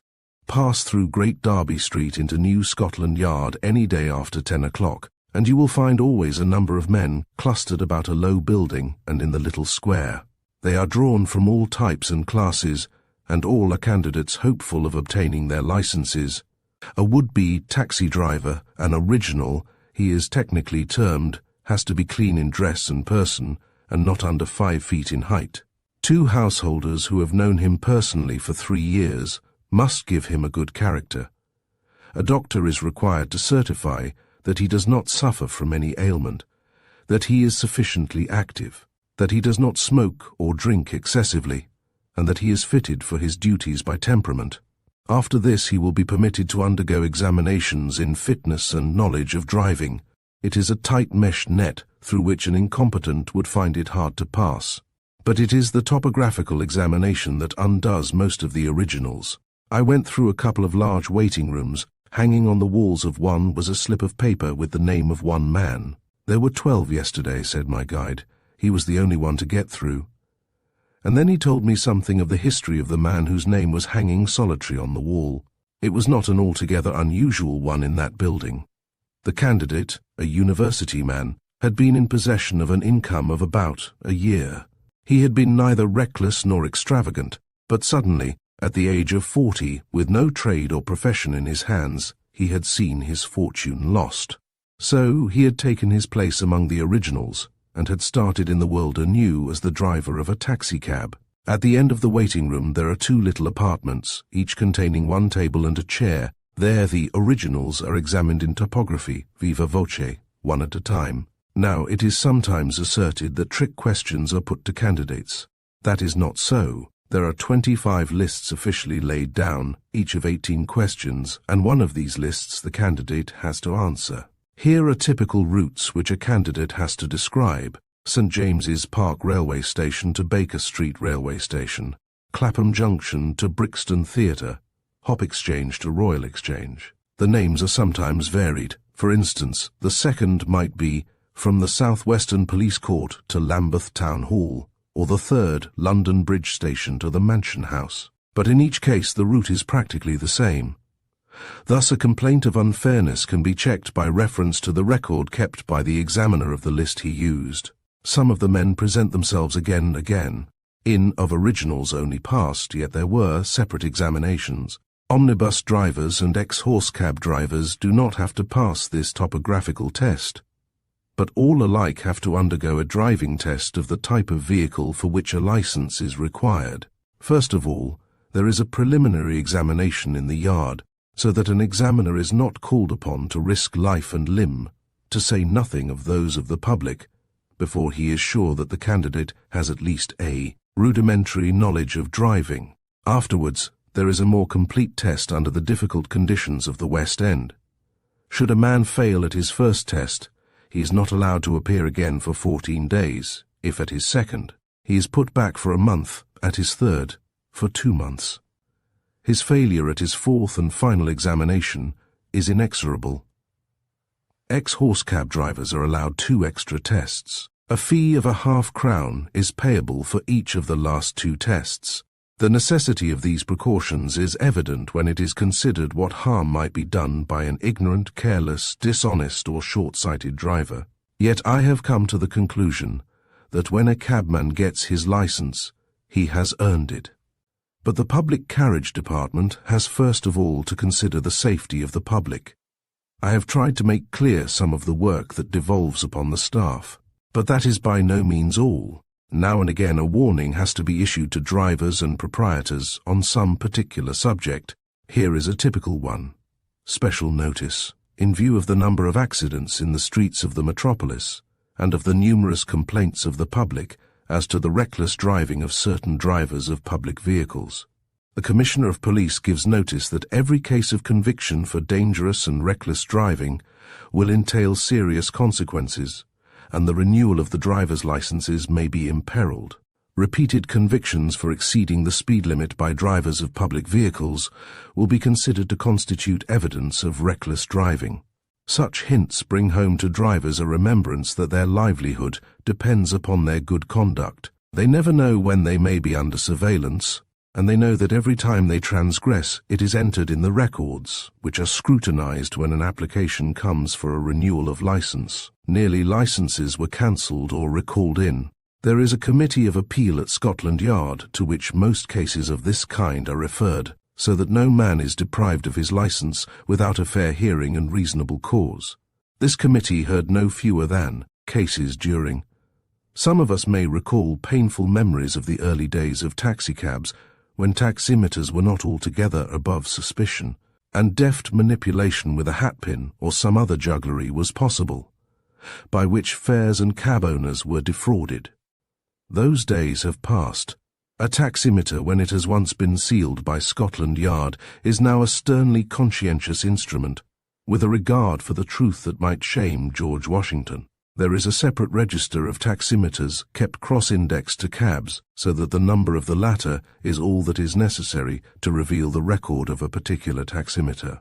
8 different kinds of badges are issued, varying in color. Thus an officer can tell at a glance who holds a conductor's license, who has a horse cab license, and who a taxi cab license. In a few cases, composite badges are allowed, by which a man may act either as driver or conductor, or as driver of a horse or motor vehicle. All men of the department are police officers, but they are something more. They are living directories of London and its suburbs, from Colney Heath, Herts, to Todworth Heath, Surrey, from Lark Hall, Essex, to Staines Moor, Middlesex. They are skillful engineers. They have a keen eye for the defects and qualities of a horse. They can drive a horse or a motor car.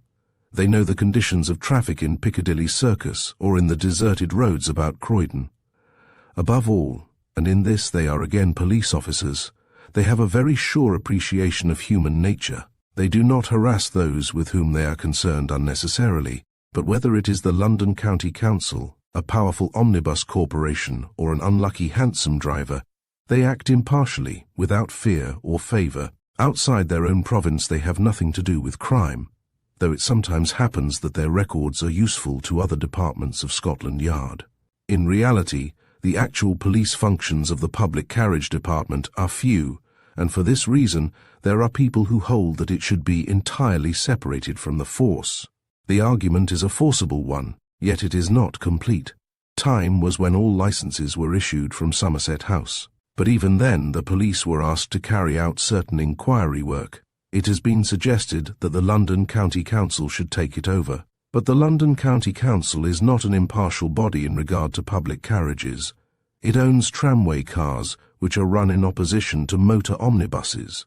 A traffic board for London might solve the difficulty. But, however plausible such theoretical reasons for separating this work from the police may sound, one thing is certain. The duties could not be more efficiently performed than they are at present. A perfect system has been devised by which not only are the perils of the street minimized for pedestrians, but the comfort and convenience of all who travel by public vehicles are ensured, whether it be the millionaire in a taxi or the factory hand in a workman's tramway car. The public carriage department has learnt its business. It has grown up with the growth of motor traction. It knows the tricks of the trade, and those who would throw dust in its eyes must needs be ingenious. To hand over its duties to an outside body would result, at any rate for a time, in something like chaos. Chapter: Lost, Stolen, or Strayed. This is the legend of the lost centipede that once held undisputed sway of the Lost Property Office at Scotland Yard before it came to an untimely end. It arrived with a cab driver, housed in a little tin box, comfortably lined and pierced with air holes. Casually an official opened the box, caught one glimpse of its contents, and jumped for safety while the centipede, pleased at the opportunity of stretching its multitude of legs, cantered incontinently for the shelter of a pile of lost articles. But even a centipede cannot defy Scotland Yard with impunity. The forces of the law rallied, and headed by an intrepid inspector with a fire shovel, eventually tracked down the insect, or should it be animal, and placed him under arrest. Trial and execution followed summarily, and the honest cab driver went empty away.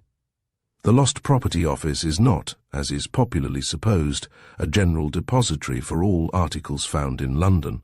It receives only things found in public carriages, tramway cars, omnibuses, and cabs. Other articles are dealt with by the police in the divisions where they happen to be found. But, even as it is, it keeps a large staff busy month in, month out. In the basement of Scotland Yard, there are many rooms filled with articles varying from a navvy's pickaxe to costly jewels. Take an example of 1 year's working of the department. There were articles deposited. Here is a rough classification of things dealt with in 1 year: bags, men's clothing, women's clothing, jewellery, opera glasses, purses, rug sticks, umbrellas, watches, miscellaneous articles. Of each of these things a minute record is taken before it is stored in one of the large rooms with barred windows in the basement. Umbrellas, sticks, and bags, for instance, are classified, each under half a dozen or more heads. and the card index with different colored cards for various months enables an article to be discovered instantly. Articles to the value of were restored to their owners. Suppose you left an umbrella in a cab on June 5th. Inquiry at Scotland Yard would enable it to be picked out at once if it had reached them. You describe it as having a curved handle mounted with imitation silver. At once an official turns to the blue cards in the index. Under umbrellas, he turns to the subdivision WMC, which being interpreted means white metal crook handle, and your umbrella is handed back to you. But you do not get it for nothing. There is a reward to pay to the cabman. In the case of an umbrella or such small article, your own suggestion will be probably adopted, but on most things the scale fixed for gold, jewelry, and banknote supplies. This is up to S in the and over that sum, an amount to be fixed by the commissioner. The rewards paid out annually form no inconsiderable sum. Recently, figures have not been published, but an idea can be obtained from those given a year or so ago. Then, drivers and conductors shared between them nearly. One lucky cabman got, 6 received between, and. These rewards are mostly for articles claimed, which numbered, of the declared value of, out of. The rest, with a few exceptions, were returned to the finders after an interval of 3 months. This return to cabmen and conductors is an act of grace, not a right. In some cases where a thing is of value and remains unclaimed, it is sold, and a percentage of the proceeds given to the finder. While I was in the office, a black cat strolled leisurely out from behind one of the crowded sacks and rubbed itself against the knee of one of the officials. Left in a tramcar, he explained. We had a tortoise, some goldfish, and a canary a few days ago, but they have been claimed. It was suggested that we might save space by having the cat look after the fish and the canary, but we did not think it advisable. Almost any kind of a shop might be stocked with the loot of the lost property office. There are false teeth, books, golf clubs, pickaxes, snuff boxes and ladies' stoles, stuffed fish and wax flowers, petrol and motor tires, boots and watch chains. Every conceivable kind of portable property that an absent-minded person might forget. Each month's articles are kept separate, so that at the end of 3 months unclaimed things can be dealt with. A great safe swallows up all articles of jewelry, or money of the value of, or more. I have seen a cabman hand over the counter an exquisite pearl, worth several £100s. It was examined, and then carefully sealed and placed in the safe. Constant handling of these things has made the officials quick and accurate judges of their value. The authorities are not content to merely look after articles until they are claimed. Every effort is made to trace the losers, and a large clerical staff is constantly at work sending out letters where the property is marked or identifiable in any way, or where a cabman has remembered the address to which he has carried the supposed losers. More than letters are sent out annually in such cases, and there are, in addition, something like written inquiries to answer in a year. This alone will show something of the monstrous business with which the officials have to deal. There is, of course, a constant stream of inquirers at the 2 offices, one at each side of the great red brick building. One of these offices receives lost articles, the other restores them. Intermediately there are the vast storerooms through which the accumulations progress every month, till in the 3rd month all unclaimed things are ready to hand in the outgoing office. Nothing but a well-organized system could avoid confusion, and confusion there is none. It is all part of a great business conducted on business principles. Every article, every farthing of money is recorded, with the circumstances under which it found its way to the lost property office and its description, so that of the scores of thousands of things which pass through the hands of the officials, a ready history of each one can be quickly referred to. There are queer visitors, sometimes persons, who make preposterous claims for something they may have heard has been lost. These are firmly but effectively dealt with. On the other hand, sometimes articles of value are never claimed solely for the reason that their owners have no wish to make known their movements or whereabouts on a particular day. Now and again the authorities find it necessary to remind people of the existence of the lost property office. The following advertisement is typical of those inserted in daily newspapers periodically. Metropolitan Police. found in public carriages and deposited with police during June and July, numerous articles, including a banknote, a purse containing cash, a bracelet set stones, and a purse containing a banknote. Application for property lost in public carriages should be made personally or by letter to the Lost Property Office, New Scotland Yard, SW, office hours AM to PM. Once every 3 months, articles that have been unclaimed are sold by auction. The average proceeds of these sales are about, which is handed over to the Board of Inland Revenue. The Metropolitan Police receive no benefit from the vast machinery they keep in motion to guard the public from its own carelessness. I cannot do better than conclude this chapter with the advice proffered to all those who use public vehicles. The very great majority of articles deposited have been left inside cabs. Hirers, therefore, might, with advantage, make it a rule not to pay and discharge the cab before they are satisfied that nothing is left in the cab. Thank you for joining us on this journey through Scotland Yard, the methods and organisation of the Metropolitan Police. George Dilnot's insightful exploration of the Metropolitan Police gives us a deeper understanding of the dedication and organisation behind one of the most renowned police forces in the world. We hope you enjoyed this look into Scotland Yard.